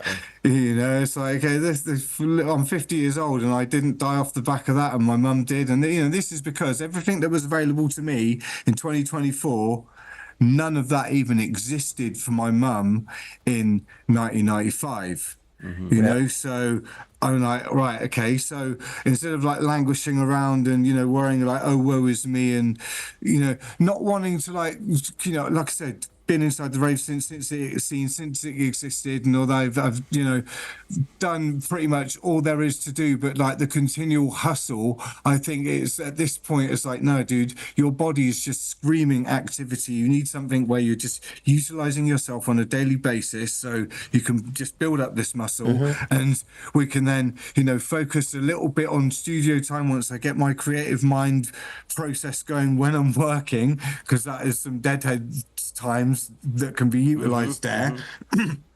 Then coming home, and then actually the gigs that I'm like doing again, and actually since like the jobs kicked in, now all these gigs are rolling in, I'm going, fuck, what have I done? but this is now that the gigs actually feel more special. Like I said, since the stroke, playing gigs now really with full ferocity, like I fucking mean it with every ounce of my being. I'm not gonna pussy around anymore. We play hardcore, and there's obviously two scenes as far as hardcore's concerned now. This new mainstream hardcore thing, and us underground dudes will still be underground dudes. We are punks. We've been punks forever. We fell into a mainstream scene by accident, maybe, but we've always been doing this. We were doing this before we went to Holland, and we'll fucking continue. We'll continue to do this, and I think Metaphysical proves that, doesn't it? Yeah. 30 years later, and I do that. Like even I go, but that's another. Again, this is it. Like using as I'm like 50 years old. There's more to be. Well, it's like, well, I've never done a normal job, or maybe a normal job will make me actually my body will feel more normal. And here I am. It's like March. Winter's nearly gone, so I've deleted winter by working a normal job, and now my brain's starting to think creatively, and now gigs are coming and going. I've instead of being this stroke guy going downhill, all I've done is gone the other way. I'm like, this is wicked. So are you like having to manage your energies a bit better and only taking a certain amount of gigs per weekend, or have you reeled anything in? Have you made any big changes in your life? Well, no. I've like I say, I've just keep an eye on, like my diet was never really an issue. Like I eat really good. Now that I, doing a lot of like full body exercise, when I come home, I sleep really properly. Like it's. Everything feels natural. None of it has felt an effort. It's so weird. I can't even describe it. You know, it's like everything that is happening and occurring now is meant to be, even to the point of like the delay of Metaphysical and how long this bloody thing is taking to come out. The time that it's taken to come out, and in that time, what Greg has done and given it that front end that none of us knew was going to exist. Like, dude, all of this thing's really weird, but hey. Here we fucking are. Just all the stars align, right? Dude, the universe doing crazy shit that I have absolutely no part in, but I'm like, okay, I'm a passenger, I'm going to navigate this shit, and I'm still got all the energy like a little kid still. Great, so be it. Like, I don't want to languish and feel half dead. Got another shot, go for it, so I'm going for it. Yeah. That's it. Well, let's talk a bit about the release then, shall we? So yeah, let's do that. So, in case you've eventually been living under a fucking rock, because I've been shouting about this everywhere, Metaphysical is now out. This amazing vinyl. Metaphysical is now physical. It's physical, yeah. Sick artwork by Cam. Cam Art Design done the artwork. It's got a selective varnish on the sleeve, and if you can see that, but it's absolutely fucking dope. Superb. She really captured the essence of your vision with the artwork, and yeah, the vinyl itself is just fucking spectacular. Beautiful. It's part of the video, isn't it? Yeah. It's just the whole thing is, dude, it is amazing. So I'm just going to put some stuff on the screen here because I've got stuff to do with this. So Luke, tell us what Metaphysical meant to you, because that will paint the picture, because I want to talk about the artwork and show people the stuff, but tell people what this record means to you. Well, you know, it's a mad one. This was the thing, you know, I wanted to do, because, you know, I've on and off been trying to do tunes for you, Joe, personally, for Oblivion, for how long? Yeah. Quite a while, yeah? Yeah, really, yeah. I mean, since the label started from the beginning, you know, but I didn't want to palm me off with something it's just a tune, you know what I mean? Because, I mean, I like, you know, with my more monumental moments, I try and put like an element of high concept in there, you know. I want it to really feel like a thing, you know, and I tried a few attempts at doing things and they'd just never quite hit the remit, you know. It really, I don't know what it was I was reaching for, but you know, it got to the point of ridiculous, you know, like you'd still been hanging there, and I then can't describe it, and you know, that was the Prospect thing. It's like, oh, maybe should have Joe said, no, this is not the time, and it's just. I'm glad that we didn't get that one. Weird. No, it's weird. No, it's weird. Yeah, but again, then Grasp the Heavens came along because I needed to do something for Al, because I also promised him for so long for Motormouth, and yeah, I wanted to do something left field for him as well. I was just like, dude, that was there. It's like, but still, there's Joe pining, and you know, just at the end of like doing Grasp the Heavens, you know, I'd had these bits and pieces, and it just fell in place. Nice. I don't know what it was. It was just, you know, searching for some content that I'd never played with before. You know, I was like looking for something really big, you know, thinking, you know, searching the universe, and stumbled across this video and that vocal. And once I'd heard that line, Metaphysical Multiverse, it's like, well, how big's that? Dude, it was a sample. It wasn't Joe Dispenza, was it? Do you know? I cannot, dude. It's from one of. I sent Joe the original video, actually, isn't it? From one of those. It's a documentary. It's from one of the TED Talks, isn't it? Yeah. It truly is. I can't remember the guy, but dude, the whole thing is just so engrossing. You know, I was just there with like my mouth open, like dribble hanging out, just going, wow, man, fucking, yeah. And that's not even because I'm not a huge Marvel fan, you know, and I know the Spider-Verse and all of that existed. This had nothing to do with any of that parallel. It's just like, you know, how big can big be? And, you know, considering a lot of like current mainstream hardcore is kind of minimal on the concept with just a fucking kick drum, I'm like, right, let's just go mental, go like maximum concept, like as much as fucking possible. Yeah. And Metaphysical was born. Yeah. And so we gave Cam the remit and I let her listen to the music, and you know how everything was connected to everything in multiple different possibilities. And she came back with the artwork after a little while, but normally when Cam does an artwork, there'll be a little bit of backwards and forwards with us about it and whatever. But she came with this, and I was like, it's done. Like, that's brilliant. Let me just bring it up on the screen. Yeah, it's okay, amazing. so here's the full artwork, both sides. I'm going to zoom on that. So,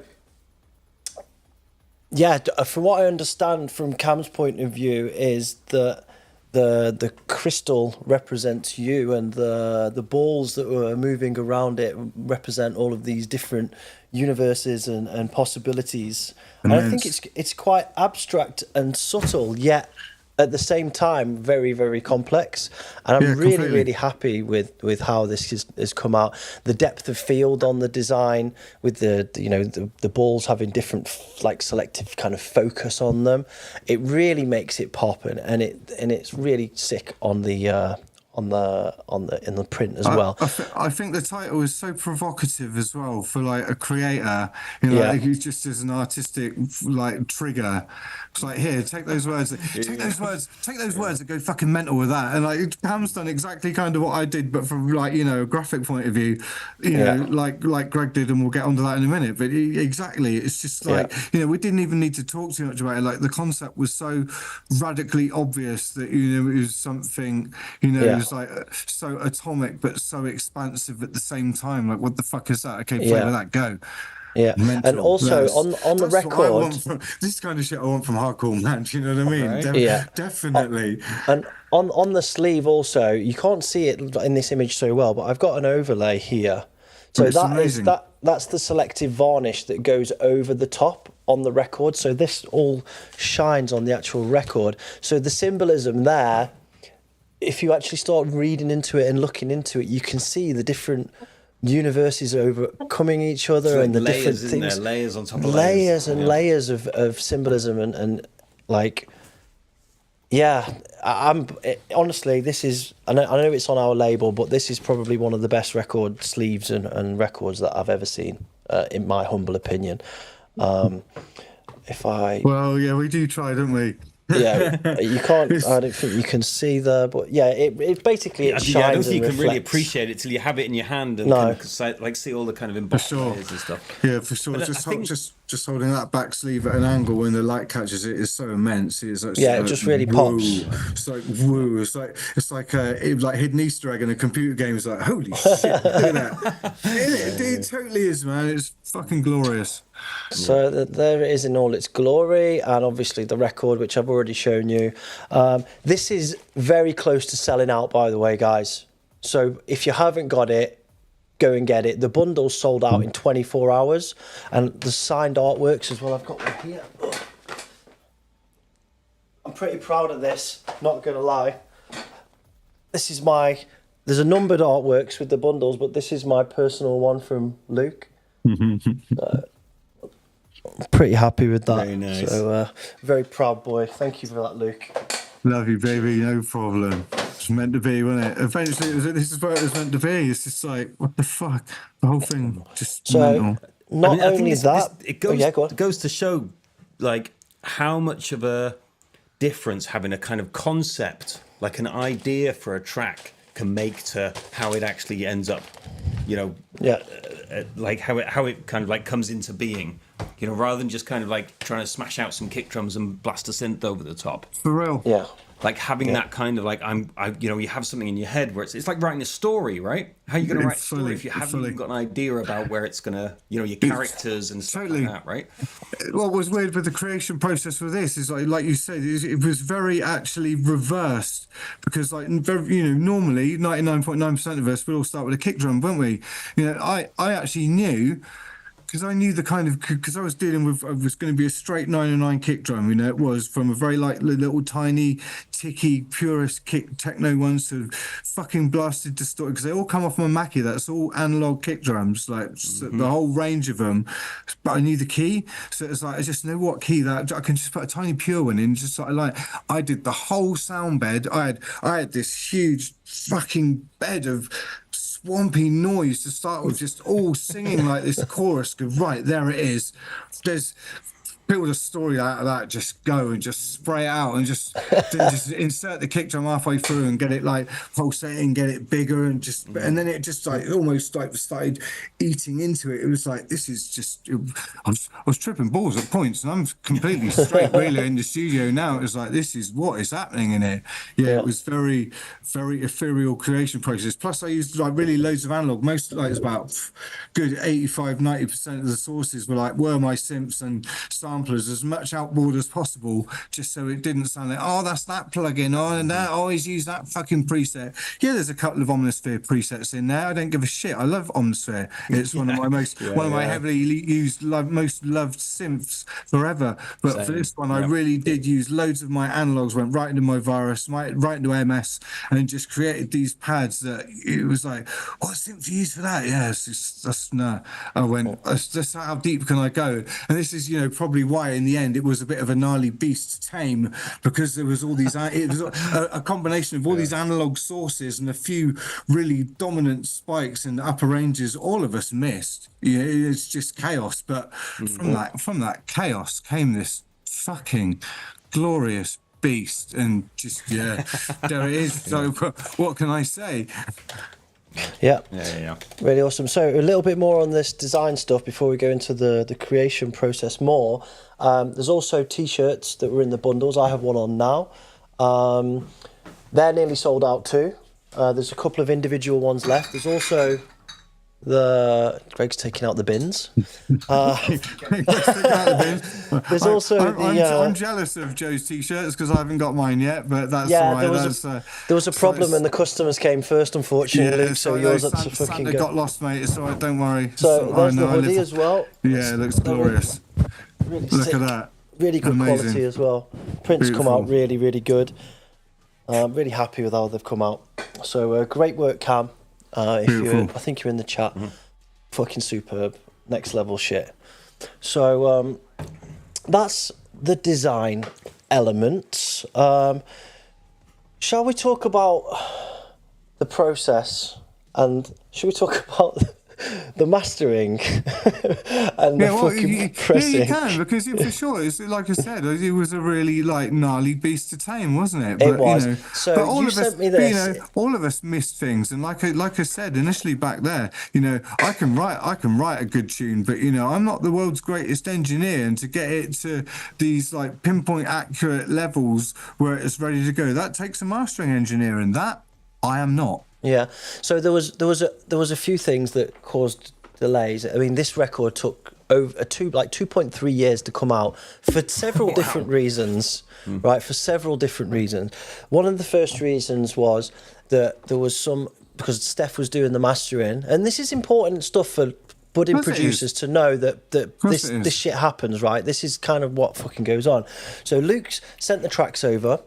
They sounded fucking great, right? To my untrained ear, they sounded great. I'm like, fucking amazing, Luke. We're taking these. Wicked, mate. Nice one. Finally. Great. Got it in the bag.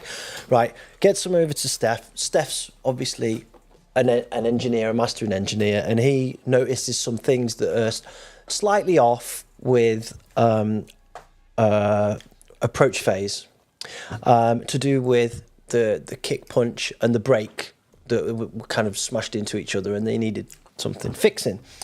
But Luke had unfortunately bounced everything, and I thought, you lost the project file or something like that, and you just had a stem with the kicks and the breaks together. For real, it was a nightmare. Yeah, so we had to re-engineer some of it. Right, exactly. Yeah, totally. Yeah, for sure. So we had to re-engineer some of that, whilst keeping it the same, basically, and make that all work. And that took a lot of backwards and forwards in, and and ahhing, and there's stuff that happens that we have to try and do and not get Luke too involved in it, because we don't want him to lose his enthusiasm for it. So there's a lot of backwards and forwards between different groups. That's just kind of how records go, right? And we finally did that after a fucking big ball ache, and then it went to master, so to press. Now, what people might not know, but to press a record, it has to be mastered to go onto a record, again, by like a cutting engineer who handles the lacquers and all that kind of stuff. And the I said to the press, like I always say, make it as loud as possible without compromising the audio quality. Just get it onto a record so it's loud on a record. That's all I really want. There was a huge delay because there was the COVID, so there was a lack of acetate, and there was all these kind of things that were causing delays. Eventually, when the record came back to me, the mastering engineer had fucked with the dynamics of the track with the EQ, and he'd pushed the bass really loud and removed a fuckload of the top end. So, psh, and this was like a 9-month delay, maybe more, right? And I was furious. So I slapped the shit out of them, said, do it again. Don't fuck about with it. Get it, just press it on the record. Then it came back and it was fucked again. Similar kind of thing. And then same thing again, sent it back again. Then it came back and it was really quiet. And I was like, oh man, what do I do with this? I've got 3 test presses here. It's been mastered by 5 different engineers. What the fuck's going on? Like what? And then I hear from other people in the industry, like Frank, ID, that he'd been having the same kind of problems, and there was some. They had it with the Silence album, didn't with they? the Silence Same album, shit, yeah. And there was some fuckery going on with mastering engineers. All of a sudden, either not mastering hardcore properly, or someone's left some knowledge or something. I don't know. So a lot of back and forth, and then it turned out that we needed to make some adjustments to the masters to get them cut to vinyl.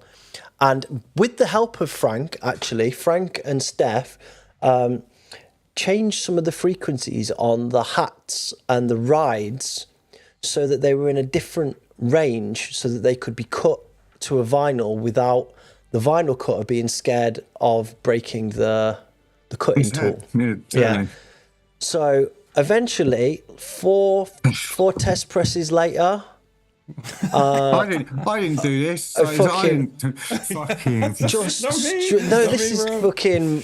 This is me running around trying to get everybody to do stuff and keeping everybody happy. And you know, at the same time, Luke's been ill, so he's like, I need to get a fucking record out. So I've got all of these different pressures. It was stress, man. Shit, dude, I nearly died. Get this record out, man. Come on. Hey, no fucking joke. It's like, oh my God, I survived that and we still ain't released this. Okay, let's release this like we never fucking released it before. Let's go. Yeah, and I'm a sucker for attention to detail and having to make it as good as it was. So I didn't know if it was just me being too picky, and in the end I had to send all of the test presses to Luke and say, look, I can't decide on this. Am I going crazy or is this fucked up? And eventually, we concluded it needed doing again. Completely fucked up. Lots of delays, and it was also holding up the Oblivion backlog because it was 23 and it's already been sent to press, so I can't put another release in at 23 because it's already fucking being cut and the artworks are all done. So, yeah, eventually we got it over the line. It's been pain, but I think actually it's worth it. Of course it is. Oh, yeah, totally. Of course the end result has been... It's annoying, but it is worth it, for sure. Yeah. You know, half of that delay was completely unnecessary as well, and that's like nobody's fault, so just... It was just fuckery. It was just refusing to put something shit out as well. We could have just put out a quiet record. You know, one of the presses told me, he was like, mixers have got gain, just turn it up. It was like fucking 9 dB down. Slap. What the fuck, man? As if somebody tells you to do that or turn the treble up on the mix. Like, bro, no. So, no, 23 wasn't nailed on because of Luke's fascination with KLF. It was a complete coincidence. There was a few things, actually. It was there was a few things that I wrote a text about it. It was like 2.3 years, 23 years of Oblivion's existence.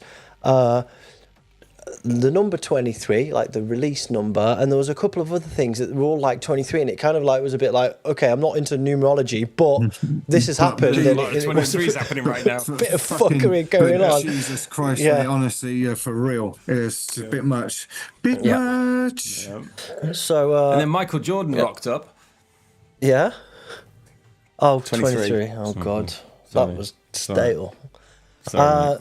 So that was all done, and the pressing, and the artwork's all done, and the track. So, should we play a track? Because we've rambled on a bit. Let's play Approach Phase, because it's not been broadcast anywhere on the internet yet, and then we can talk about the creation of it. Luke, how do you feel about that? Yeah, go for it. I do love it. Go on, it freaks people out. Do it. Okay, this is. I hope this works, because I did fucking restart the. Come on, baby. Go on, work. This is Approach Phase, Enter Dimension. Oblivion Underground.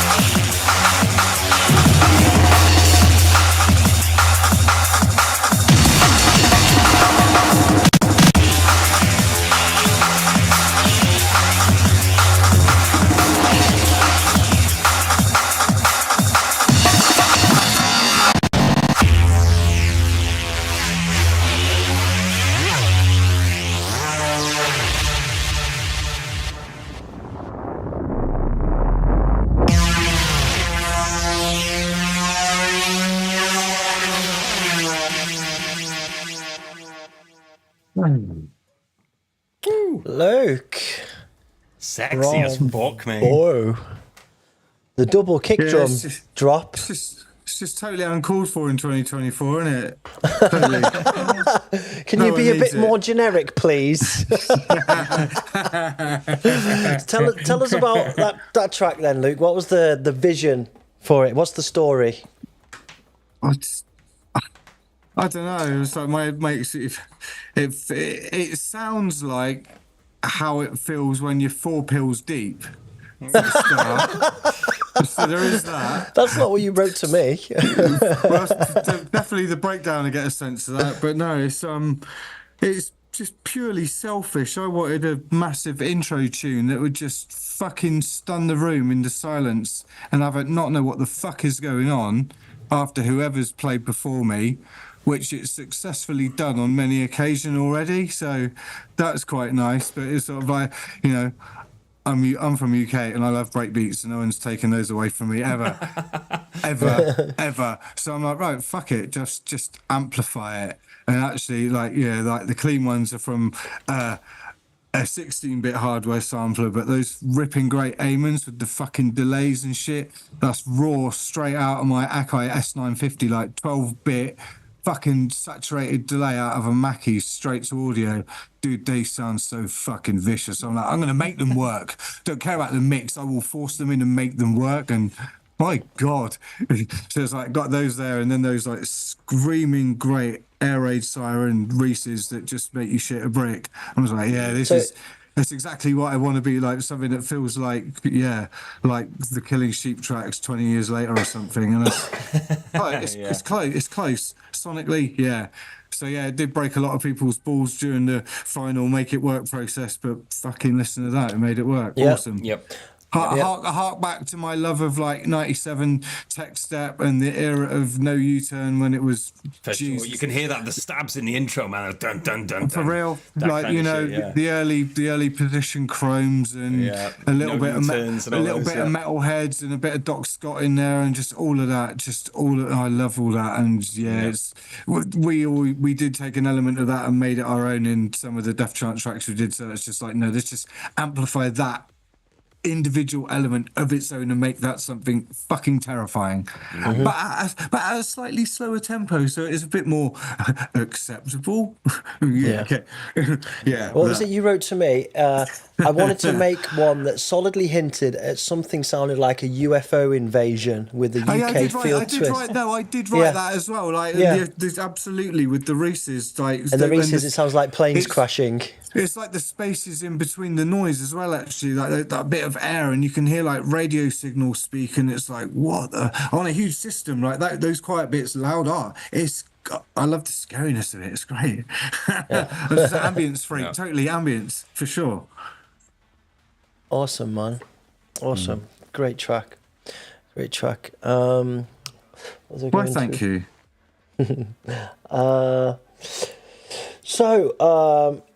Also on the release, of course, is the Metaphysical Multiverse, which really, for me, is my favourite track of the release. And that's the reason why it was the one that featured in the video. I thought it was the one that would hit people as hard, or maybe if harder than your releases like Positive Outlook. I think it's in the same category, honestly. Thank you. Nice one.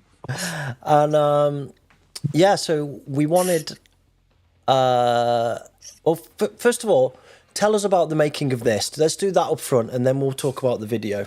So I've done it a little bit before already, haven't I? But like I said, I just want something that was really as much a headphone experience as it was a massive speaker experience. I wanted something that was like, you know, being injected into another world, because not enough hardcore does that anymore. And having the tools that we have now and understanding, like, you know, the structure of the mix and how you can place things and bend and shape things. It's like, it's just, you know, a very raw but simple kick drum that evolves, but just so do the sonics around it. And like I say, where I had that sonic and the whole palette and those arpeggiated riffs that I just got really arty on it, and then deleted some bits bits, it was like, my God, it's like, it was almost like automatic writing to a degree. You know, once whatever key it was I was in, Greg probably knows, I can't remember, but it just started wrapping little bits around each other. I was like, my God, this is going to write itself before I know it's done it. And yeah, like I say, it sort of did all that, just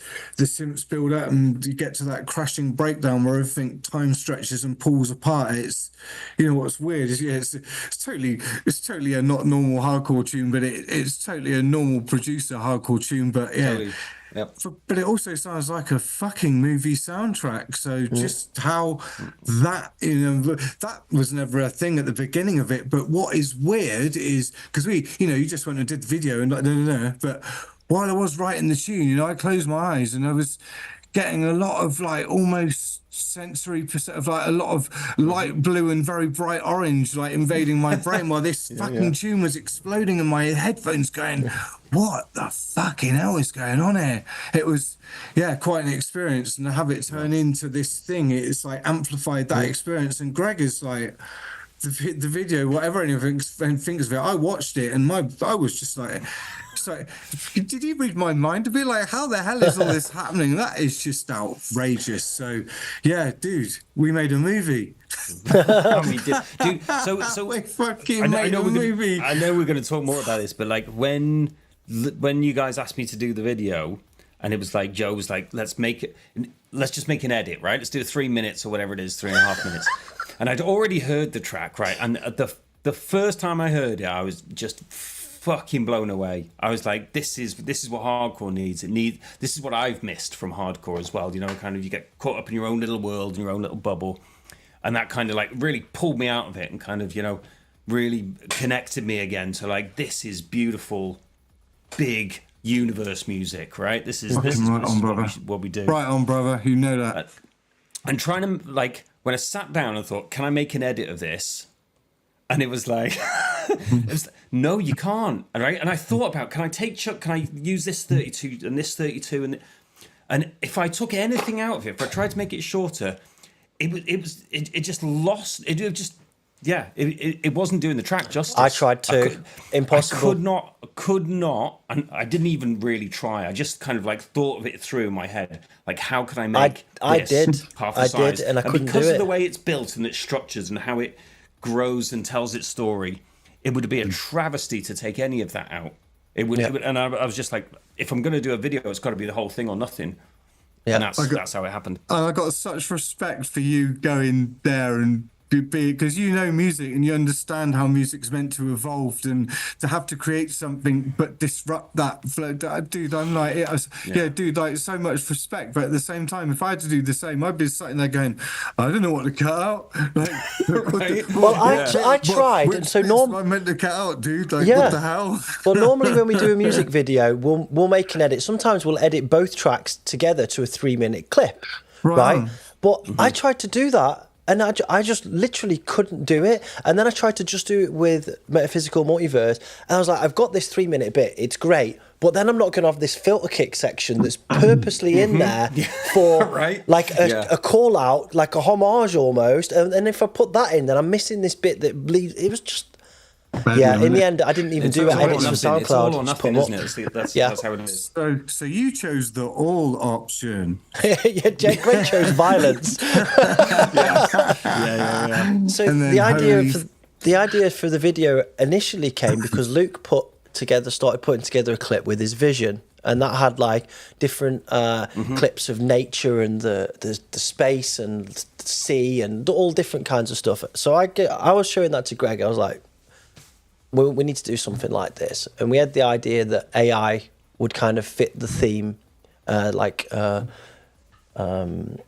make it like trippy and visual. And Greg's banging into AI and video design. If you want to go multiverse, right, you've got to go things that are outside of your reality, right? This is the stuff we don't know about, isn't it? For sure. And like that's also AI is part of that, and to be able to, you know, merge and mold things together that just naturally do not do that. And the way it's like pulling apart a universe and pushing it back together, all of this stuff we it was waiting for this. Like, it's bedlam. Like, it truly is. It's like, go nuts, man. And it's like, we didn't even talk. You just saw it, and you knew to go fucking nuts. And dude, the clip you sent over, kind of that kind of put all the ideas initial into my head. seed, for sure. It was a very construct intro, wasn't it? You know, I'm really glad, because you can see elements of it in that intro. It's totally, like you can see how it's just became the kind fed of and exploded off of it. No, it's fucking outrageous, mate. Really. So, yeah. So the process started by us grabbing a load of clips that would see this vision, right? And then Greg just ran away with it. So Greg, I don't know what you did, but like, if you want to explain.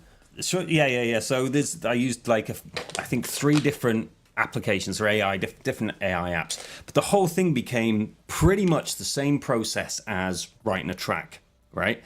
So you take it, like, I'm finding a clip and then like editing those clips together to kind of like make a sequence. So the clips become like almost samples. You build them together in a sequence, like a section. Totally. And then the whole thing then gets resampled. It gets thrown into Stable Diffusion, Kyber, Runway, whatever it was, like one of these AI engines.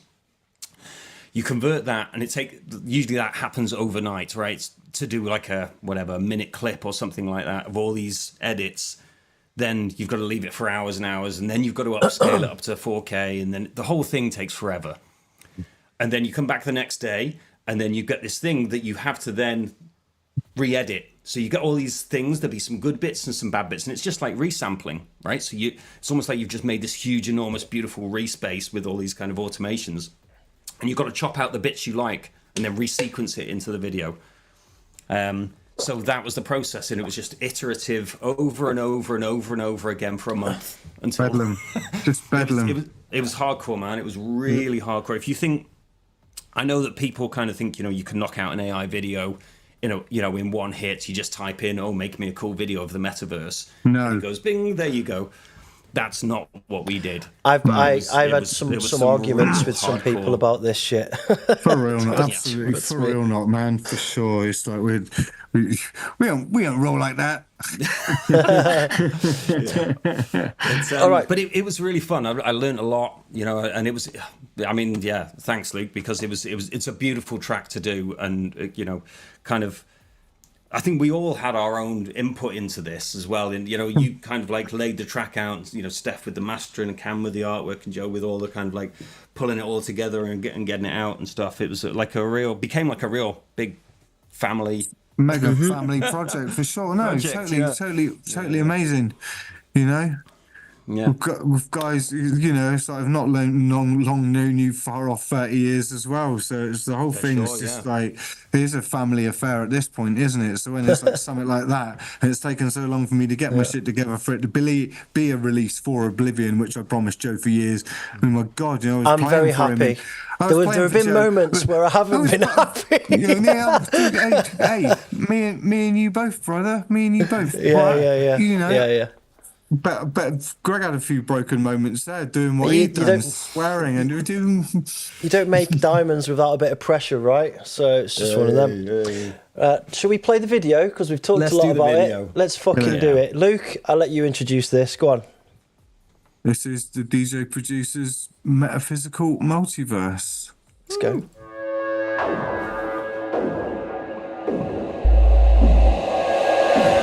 Possible physical worlds really exist. They're all out there. Vastly different theories that different from ours in ways we can't imagine, that are inconceivably exotic. All possible realities actually exist. All mathematical structures exist. And mathematical existence is the same thing as physical existence, so we have this vastly rich multiverse that encompasses every logical possibility. Inconceivably exotic. Vastly rich multiverse.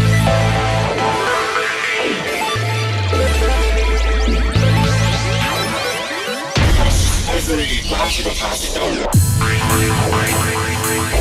Taking this metaphysical way out, these physicists and also philosophers are actually reaching back to a very old idea that goes back to that reality is actually as full as possible. It's as far removed from nothingness as it could possibly be.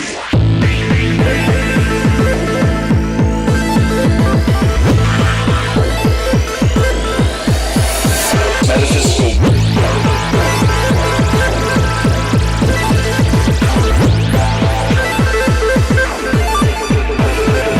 Multiverse.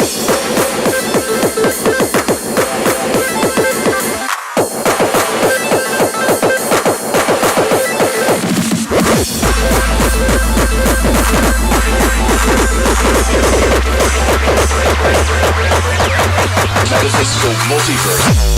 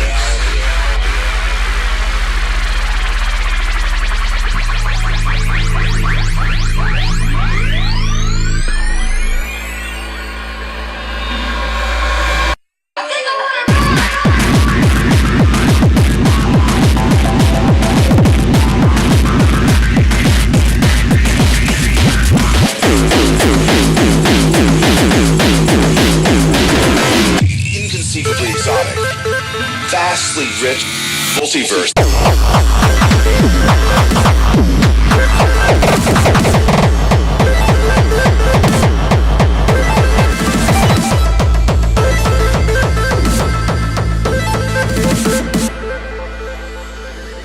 Taking this metaphysical way out.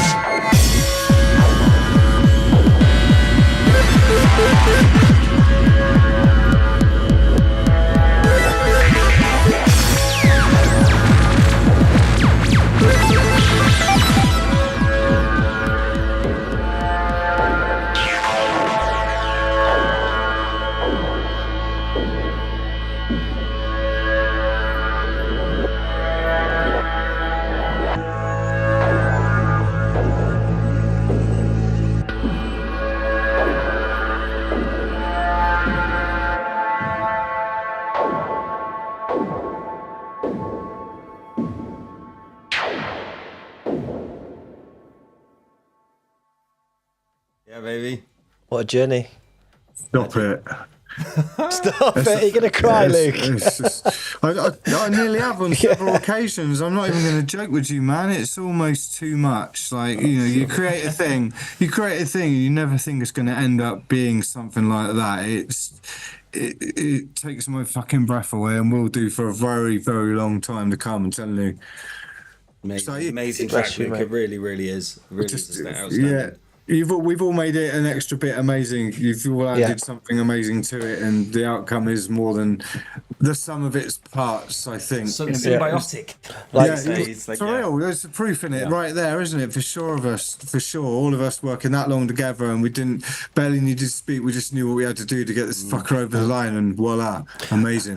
Yeah. And just Peter, amazing. Yeah. Peter Stormtrooper There's a whole bunch of Easter eggs in that video as well. There's all sorts of little. Dude, every time I watch, even then, I've seen new, stuff I've never seen. I keep seeing stuff I've not seen. I found little clips from loads of my favorite sci-fi movies and put them in, and there's little Easter eggs. There's a bunch of tiny clips. Dude, did you spot the Matrix one? Yeah, totally. The fish running up the wall. The wall. I did recognise that, but I didn't watch that. We were mouths open, like, what the fuck just happened? Dude, it's when the parrot turns into the monkey and then the woman. It's not the Matrix. Greg, I'm so glad you said that. I thought I was going fucking I put a bunch mad. of them in. There's a whole bunch. I think there's maybe 20. So good. 20 clips out of sci-fi movies that I put in there. So fucking good. So iRobot, that was in there. Someone spotted that as well. That was an easy one. But for there sure. are some really obscure ones in there as well. Okay, wicked. So Greg, the sleuth is on. That's it. While we're on the topic of the video, I want to point out that Greg has made this, but this has been made by Dungeon Dragons, which is actually Greg and Steph Death Machine's audio-visual thing. Yeah. Did you want to just quickly, because you've probably got a slightly different audience here, just explain what that concept is, Greg? That's so me and Steph doing it's like a full audio video. Luke, have you seen it yet? I have. I caught a bit of prospect, didn't it? You did it live. I arrived quite late, so I sort of caught you as you were starting. So yes, dude, very serious. It's a full AV thing where everything's audio reactive. Everything's like in super tight sync, and it's basically back to back video and audio set. So we're kind of mixing tunes live. Everything's synced to video with tempo switches and everything. So everything's kind of like time coded. So if we slow down from 170 down to 140, all the video stays locked in time, synced and everything. Fucking sick, man. That's fucking sick. Whole thing's audio reactive. So like different parts will move to the bass and to the hats and to the synths, and everything's like kind of like all over the place, everything all at once. It was pretty crazy. And it's still, we're still learning this shit. It's a lot to learn. And, it's one thing to VJ, it's one thing to make tunes, and then having to learn how to make videos as well, because we're making all this stuff ourselves. A lot of it is, we've had to learn Touch Designer, a whole programming language to build audio reactive video. And then, all the VJing software as well. So you got to learn how to mix and layer, videos in the same way that you do with audio and stuff.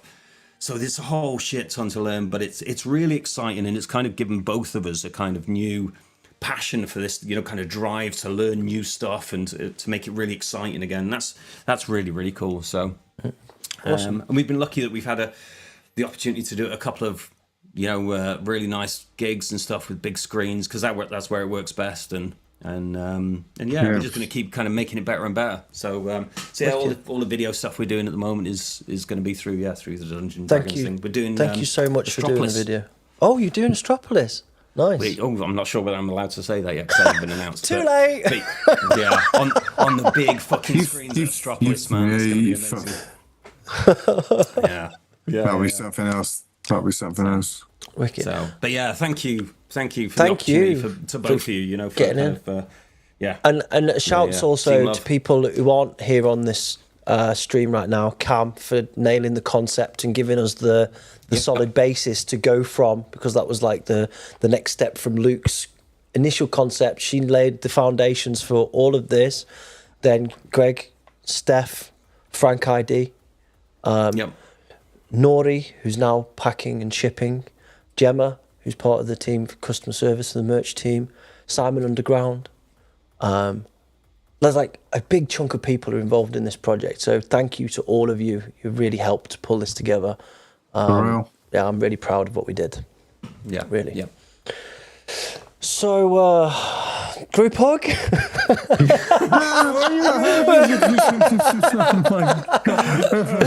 going on, man? So, Luke, this marks 30 years of releasing music for you. Let's talk a little bit about that journey. It's mental, isn't it? Yeah. I don't just say that. I'm just like, dude, I'm a DJ. I honestly, there was a point, you know, before I made my first tune, I was very sniffy, like very sneery of like DJs who made records. So I was like, that's for the birds, man. That's not real DJ stuff, is it? You don't do that. That's not real DJing. I was like that, but I was still a bit like staunch hardcore b-boy back in those very early 90s where I had this fucking stupid attitude. But then, yeah, meeting someone like Gordon Edge and ending up doing my first tune on a label like Edge Records when I just not very recently become completely besotted with techno, and that chance happening, doing that, and then that first release getting Carl Cox hearing it, but just by one release and the amount of war that it caused, I was like, shit, I better do another. And yeah, it's funny because, you know, that was such a massive high for a first tune, but, you know, it was, all the ideas were completely mine. I didn't know how to sequence. I'd never even been in a studio. I just kind of knew what I wanted. So I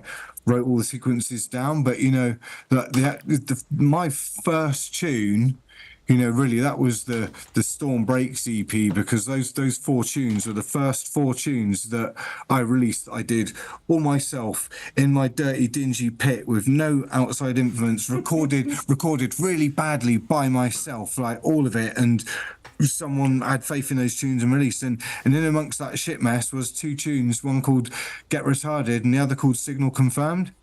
And they turned out to be a bit special, even like that long ago. What was that? Yeah, the Discogs spotters. Thank you very much. I was going to say, if I say a date, they're all going to slaughter me for getting the date of my first, my first. I got you. Cheers, mate. That's it. That, you know, that officially is like my first tune. So yeah, you know, 28 years of me doing this from that little seed. And yeah, Signal Confirmed, that went for a few iterations. I really like the fact that did some weird stuff through the course of my journey. But yeah, what for a guy who said he was never going to make music and that making tunes by DJs, you know, I turned into a musician. How the fuck did that happen? Should we throw it on for 3 minutes? Have a little listen. What's that, Signal Confirmed? Yeah, let's listen to it. It's like the blueprint for where we are now, right? Oh, no, we got to forget everything we just heard because it's so Don't worry, I've remastered it for you, Luke. Oh, yeah, my friends. No, cheers. And surprise, I made you a video as well.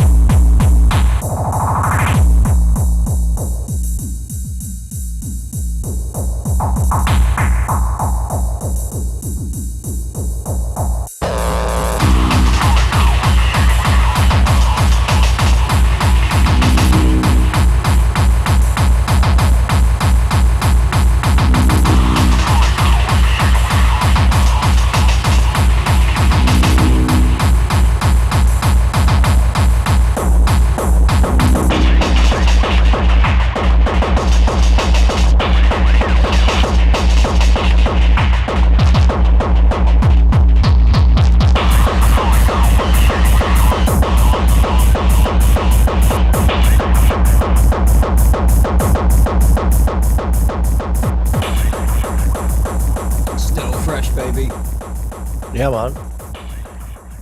Yeah, it's kind of definitely something to it, isn't there? That's some trippy shit, man. Blueprints, mate. Blueprints. Yeah. Where does it come from? Why is that? Yeah, that's good. It's been a long time since I heard that. Like that listening experience, listening to that is fucking crazy.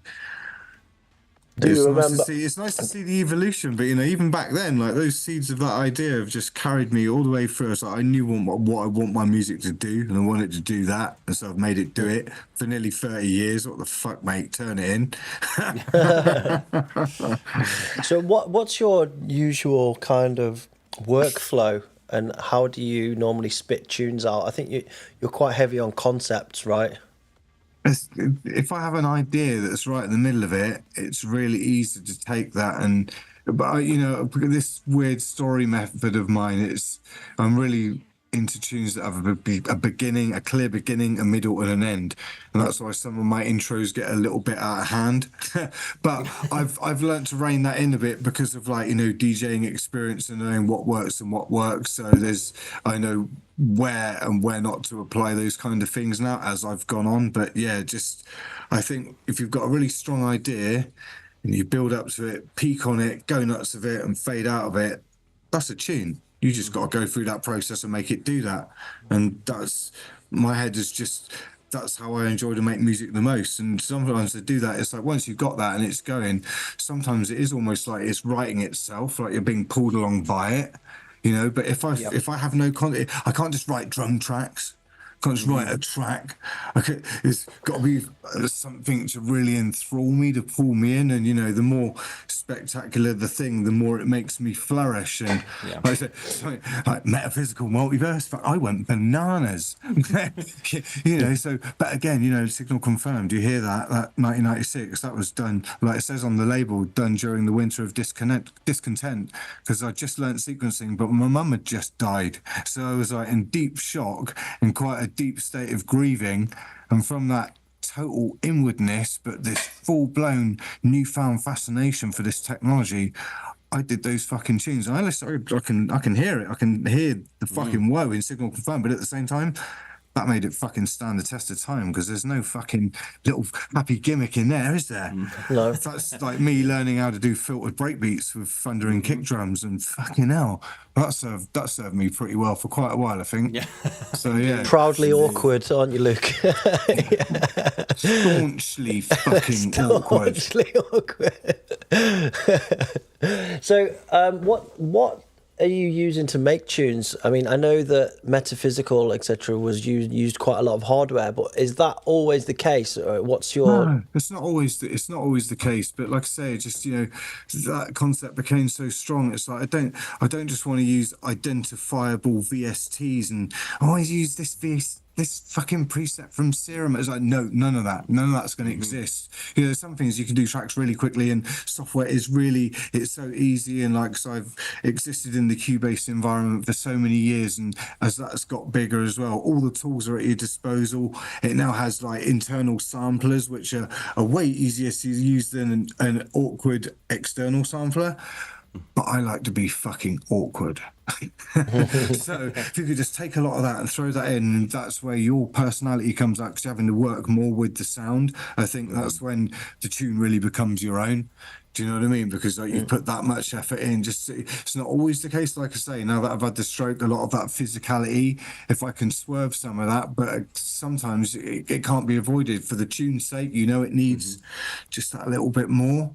Yeah, you'll do it. You'll do it. Like you'll just go there. Butterfist has asked in the chat, which synth did you use to make the techno style ARP on Metaphysical? I think that was actually a combination of a bit of Serum, but like I had the riff initially done there, but then I actually did that with my Virus C. Okay. So and those notes were actually good look, actually drawn in like a drum break instead of like using an arpeggiator. That's why I kept it so meticulously perfect every time, I think. See, I just make it awkward just for awkward's sake. There's probably a way easier way of doing that, but fuck it. Yeah. I enjoy that, Yeah. Danny Crash has written, Signal confirmed stood out from everything released in 96. I heard it played by a female Polish DJ on a London squat party rig last year, and I went nuts. That's cool. That's fucking nuts. It's longer than any of us expect. That's life, isn't it? Jesus Christ. Awesome. Very amazing. All right. Well, I'm pretty happy with how that's all turned out. I'm very happy that you've done this 30 years milestone kind of thing with us. Thank you, Luke, and thank you for coming on the show today as well. Really appreciate it. Thank you. I really appreciate it as well. I'm sorry that we didn't make it for when we was meant to make it, but here we are now, and I'm glad it all panned out for the better, mate. It happens when it happens, right? Yeah. Just seems to be, doesn't it, man? In our crazy, fast-moving lives we all lead now. That's just how it is, man. But hey, we made it happen. Like, we made all this happen. So yeah, more power to all of us, man. Abomination will not stop asking in the chat, what is Luke's new job? He won't shut the fuck up about it. Can you tell him? I work in the back rooms at a kitchen. I'm a KP, but I facilitate the movement, all the chef stuff to the geezers who's washing up, and once they've washed up, I take it back and put it in the place where it's needed before the chefs need it, meaning I'm moving constantly. There you go. I hope he's happy, because he's asked that 20 times now. Have you seen The Bear, Luke? Have you seen The Bear, a TV show called The Bear? No. Oh, you should watch that. It's really fucking good. You should definitely watch that. That's fucking... All right, I'm on it. One of the best TV shows I've ever seen in my life. It's right up there, top tier stuff. All right, I will search. There's one episode where the guy is like, it's all about like working in a restaurant, pretty much. All right, okay. And, there's one episode where it kind of like, this guy's like, he's got to clean forks, and he doesn't understand why he's got to clean forks, and it's one of the most beautiful things I've ever seen on TV. When he realizes like what he's got to do and why he's got to do it, it changes his complete attitude to life, because it's an incredible show. And that's an incredible episode. So I would highly recommend it. I would highly recommend that too. The Bear. Yeah, it truly sounds awesome, and I'm really going to go and find it. That sounds amazing. Sounds an eye-opener, like I've experienced. My eyes have been opened. I am fucking very amazing. All right. Well, that was Super the duper. metaphysical. That's for that section. I think I've got a whole bunch of Luke's tracks compiled in case we need them. Maybe we'll blast a few of them at the end. We can do a little vote or whatever. But I want to move on to the What's Hot section. I like to try and get closed not too late tonight, because I've got an early start tomorrow.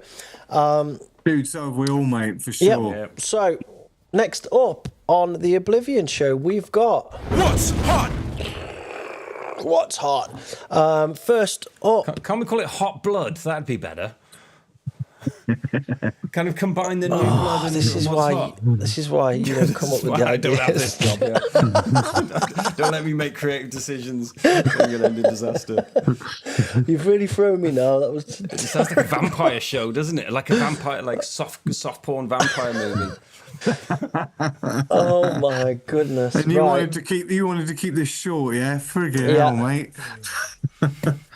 First up on the New Blood today, we have got Rabbit with The Slaves of Dawn. Let's go.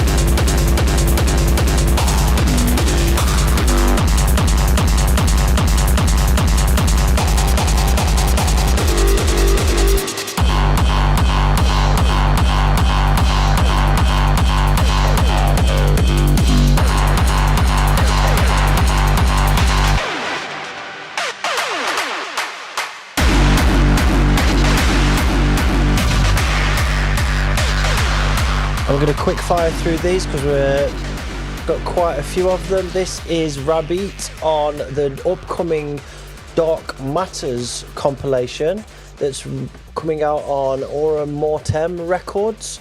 There's some fantastic tracks in there, lots of eerie doom stuff, lots of slower kind of stuff. Grab that if that's what you're into. The link is in the chat. Next up, we have got Ophidian with Demon.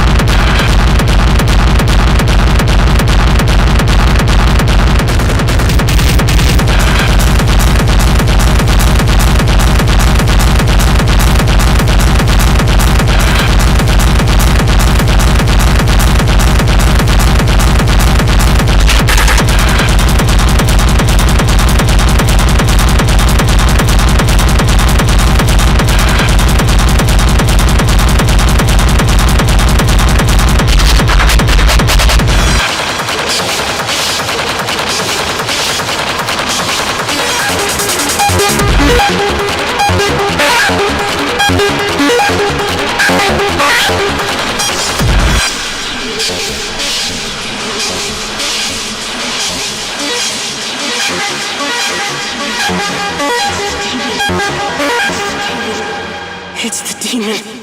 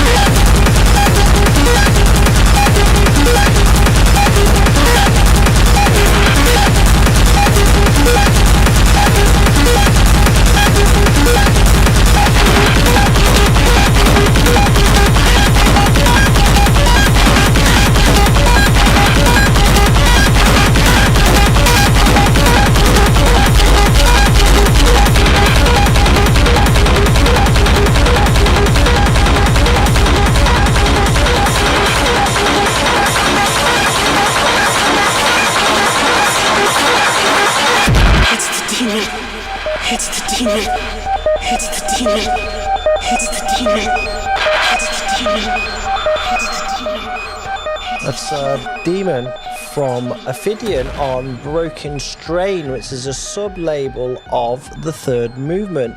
I've put a link in the chat there. Welcome recent news that Ophidian is going to be making more darkcore and techno sounds a la Black Box, so maybe a lot more of that stuff to come. Absolutely beautiful. Next up, we've got Extension with Tag der Dunkelheit. Let's go.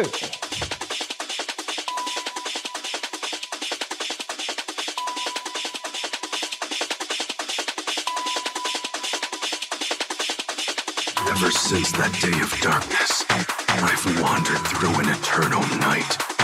I've forgotten that this world is a place where the sun rises.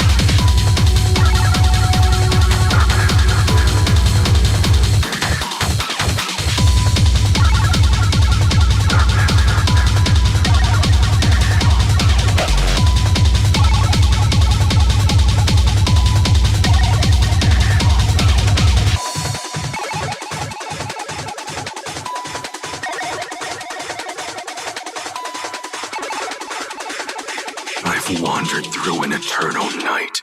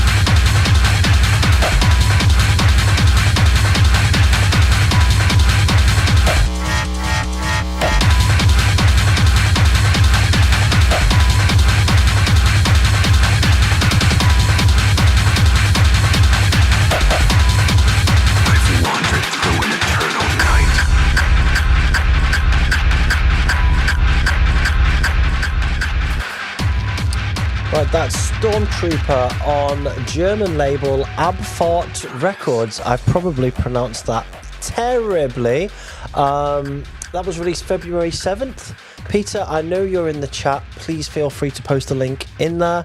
Yeah, if you like that shit, go and get it, guys. Let's go. Next track is Miyuki Amura with You and Me, the Adamant Scream remix.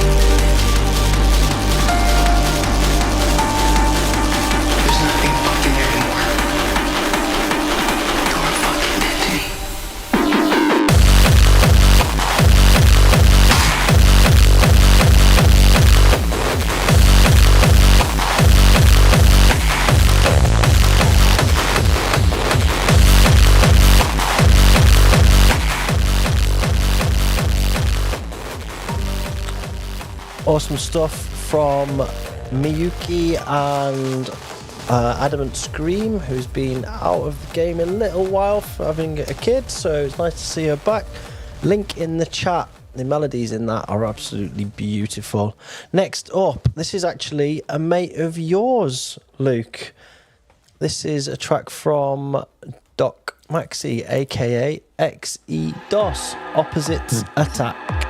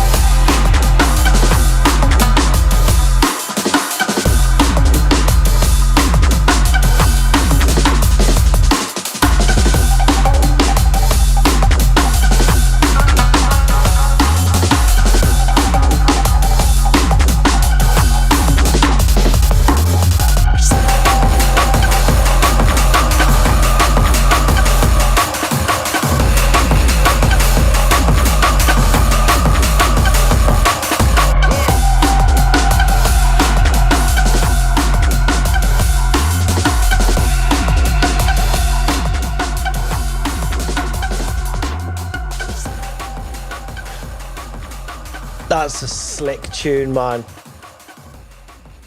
Big up, Maxi. Go That's on. my man. Yeah, so I meant to ask you about this. This is an old, sorry, not old, a long-standing friend of yours. Old being the wrong word. Yeah, he's old. Yeah, we're both old now. Fucking Jesus. So you guys have worked together quite a lot in the studio, or teaching each other, learning off each other, or? Pretty much it, man. That totally is. Because when I first moved to Bath after escaping the deep West Country, when I first came to Bath, Chris worked in a record shop. So obviously he was the first person I met in Bath ever. And he worked in a record shop, and there's me on the hunt for vinyl. So there was that. Yeah, so actually friendship blossomed. He was really young then. I think he was about 18 at that point. Fucking, he was a couple of years younger than me. But yeah, we're old boys now. But he was the one, he acquired a Roland W30 workstation, which is a sampler workstation that Liam Howlett used in the Prodigy to make his first tunes. And Chris was like, if you can't make a tune with this, you can't make a tune with anything. So he mastered it. He got that an Atari computer, and he got that, like, I think it was about 6 months before I got hold of it. He acquired it first. I mean, we dabbled with other sequencers before, but this was like the first kit. So he had it about 6 to 8 months before me. Then I got exactly the same setup, so he could come to my place and teach me everything.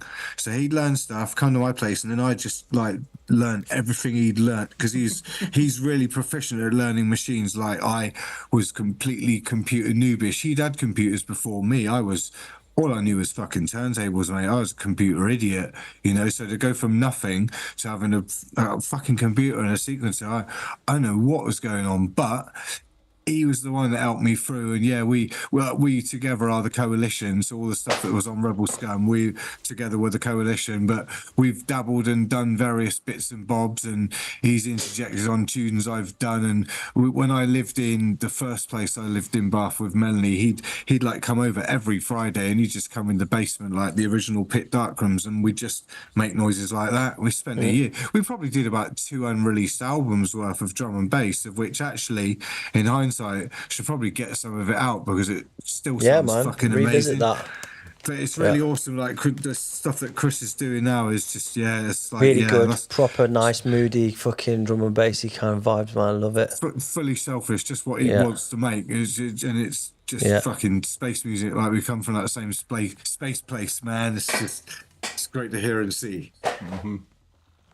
Yeah, but yeah, Chris is my important spar, and he's the one that was always there just ahead of me. And yeah, we learnt and built the studio together, and so he's my wingman, really, that helped me just understand what I was doing with equipment, and just, my springboard, really.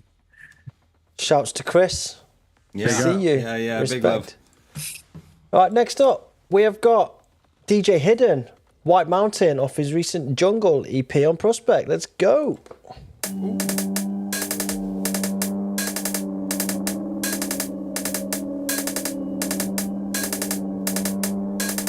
Riding out of the plains. They get out there, and in the distance, they see this white mountain rising up where no mountain should be.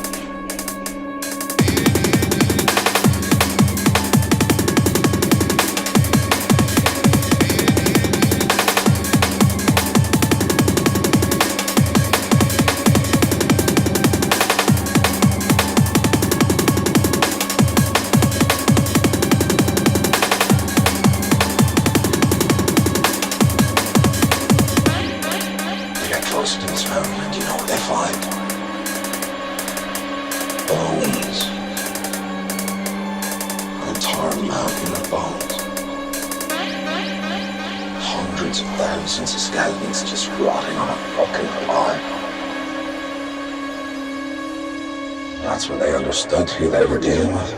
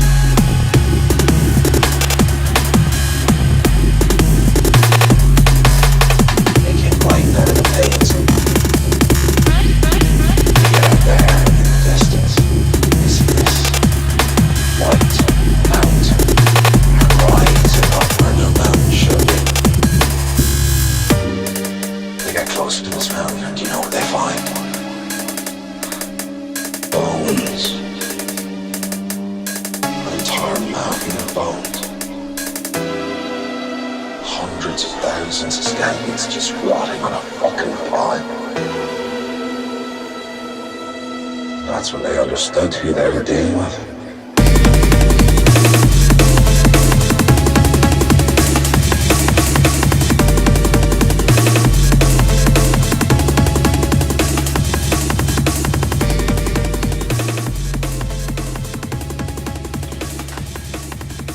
DJ Hidden at his precise best, releasing Jungle on Prospect, the White Mountain EP. There's a link in the chat. Go and get it. Support that shit. Next up, we have got Return from the Satan with Face Your Doom.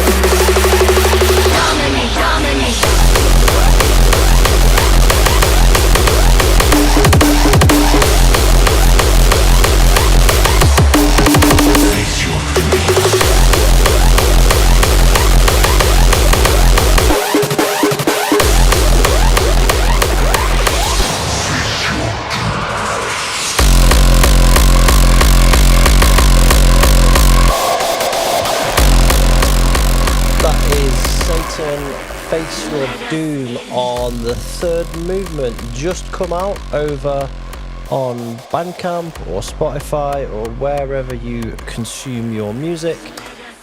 Link in the chat. Next up, a champion of the new blood who's making waves at the moment, Butterfist with Cardiac Arrest.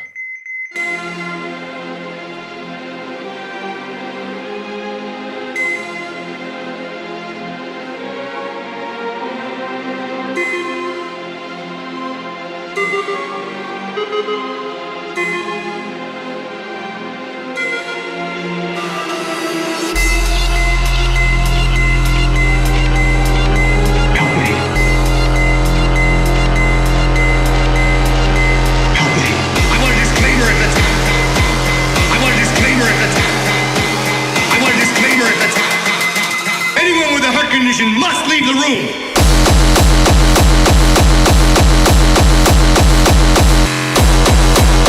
They have got to be so scared to listen.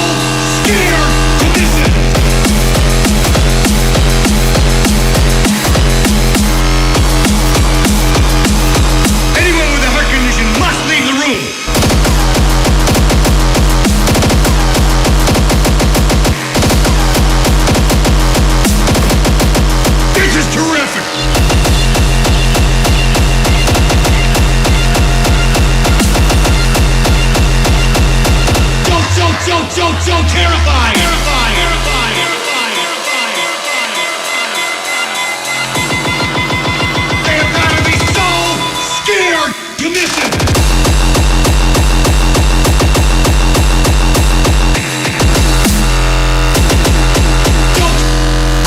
Don't terrify!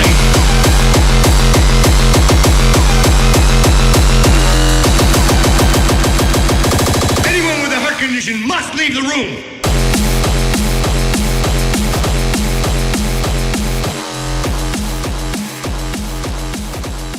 Butterfist absolutely wrecking it. That is on Prototypes Records right now. There's a link in the chat. Proud of you, man. You're fucking on fire, bro. On fire. Now, next up, last track in the What's Hot section. This is Tripped, that B track.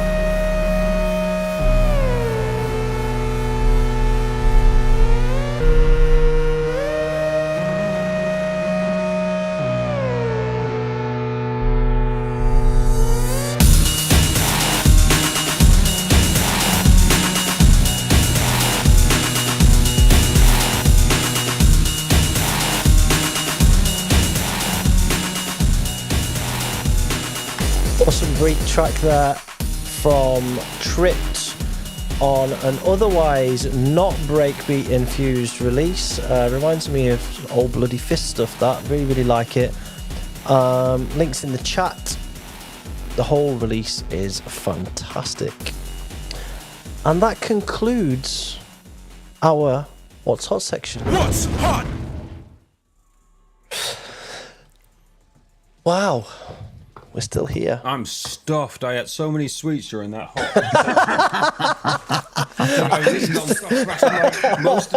I ate a bag of salami and the cats robbed the bag. Fucking mate. Dude, you won't sleep all night with a sugar overdose, mate. In it, man. Fucking what? Right, Amazing. we've got a little bit of time for a few questions and then we're going to knock off. So let's say 5 questions max and we're going to answer them quickly. First question, We've talked about it in the chat, but this one's at you, Greg. Greg, Dolphin, is your remix Club to Death available anywhere to listen, please? I can't find it anywhere.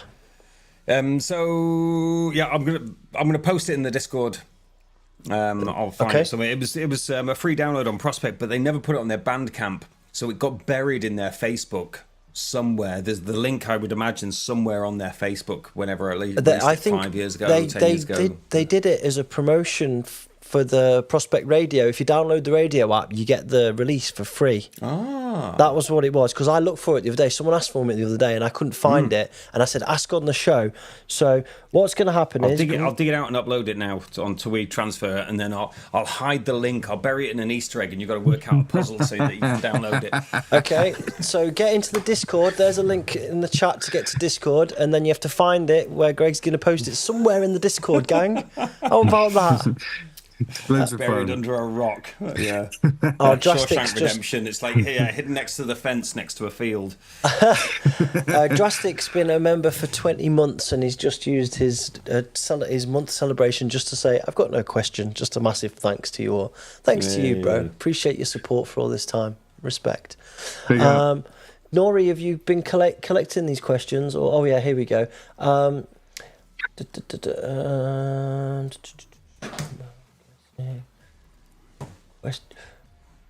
Okay, question for the hosts. This is from Craig G. When creating tracks and using voice or sound effect samples from, say, films, for example, or other media, is there a process you go through to get the approval to use it? Or is it... No way. No. It's hardcore, bro. It's hardcore. Bye-bye. Yeah. Dude, we sell like 12 copies of stuff, so it's like... It's a bit pointless. But with current AI technology advances... to use their samples. We're the ones that make them cool by you sampling their stuff, so you should be grateful. But with advances in AI technology, they're eventually going to catch up with people and bill them by the looks of it, but we'll see that when it comes. But no, normally it's just... For huge, big people, I think there is some licensing that happens, but for smaller creatives, and certainly for stuff that's over a certain amount of age, it becomes open license, doesn't it? Open use. It's kind of 50 years, I think, but let's not talk about that. It's a detail. Exactly what Luke said. Right. That's what he said. Next up, Greg, a few of us have at least ID'd all the tracks on the Steam First Birthday pack, except for the first one you play in a set back-to-back with Neil. It has got a Madonna sample. Is that an unreleased dub? Yes, it is. It is. Yeah? It is. Yes. It was when we started our own dub plate label just to be cunts, right? That's a good reason as any, isn't it, really, is, to be honest. So Shite Records, yes. And I think it was Shite Records 1 or 2, of which there was only one copy because we only pressed one. I've got it in the pile somewhere, but it was an unreleased track made, I can't remember what, 97, somewhere around there. I remember seeing you playing those Shite Records, man. I remember. Things we used to do, right? I remember. I'll see if I can ever. Next time I go back to my mum's, I'll see if I can dig it out and make a copy of it, digital copy. DJ Hemek, question I've asked before, but just curious if the ball has got rolling. Any chance we could see a IS distributor for Oblivion Underground? What's IS? Iceland? Do you mean US? Was that a typo? Space. Or is it industrial strength? If it's US, then right. That's different. We actually sold. We sent a load of records to Dan Dormouse, Addict, for the Addict store, and they got delivered to the wrong location, and we lost 50 records of some of the last copies of tracks that we had. Did you send them to his old house before he moved or something? Let's not go into it. So, Luke, go US this release. Service. Thank you very much. this release will go to the US, to Addict Records. Okay. KRS. This is the last question, by the way, gang. That was quick. KRS. What's next for producer? We know that there's been a lot of old school breaks, but will we see a new hardcore album or anything soon? Bro, this one's still warm. Well, what the fuck is this? Hello? What do you fucking want? What? Holy crap. You guys are like fucking gannets, aren't you? But nothing is ever enough, is it? Oh, it's like, well, see that thing you did? Well, can you just do that again? No, I can't. Dino says, chop, chop, Luke. Yeah, right on, Dino. I'm right on it, mate. I'll be 10 shakes of a whatever. Okay, last question, because Luke's exhausted. Luke, what advice would you give as a DJ? And now I've asked you this question before, so I'm curious to see what the difference of the answer is. What advice would you give budding DJ or a budding producer, knowing your years of experience in the game now? What's the best advice? In the year 2024, my God, yeah, that's a difficult one, isn't it? I don't know. Everything changed so much. Just honestly, from just at the most base level, just do what you love and don't give a fuck what anyone else tells you. If you love it, you love it. Let's just start there and blossom from that, because that's how I started. Like, we played hardcore when it was really uncool here in the UK. You know, so uncool, we got berated by other DJs who were like meant to be actual hardcore. So, but no, never give a fuck. Just do what you love, and if you're really into it that much, you will get into it and you'll flourish and you'll want to do things with it like we ended up doing. Like with me and Greg, I've been doing this for nearly pretty much the same amount of time. We've had discussions outside of this. We never knew we'd end up doing it this long. But it's because we love playing like kids still, you know what I mean? If you still love playing like a kid, you'll want to just do it and do it and do it.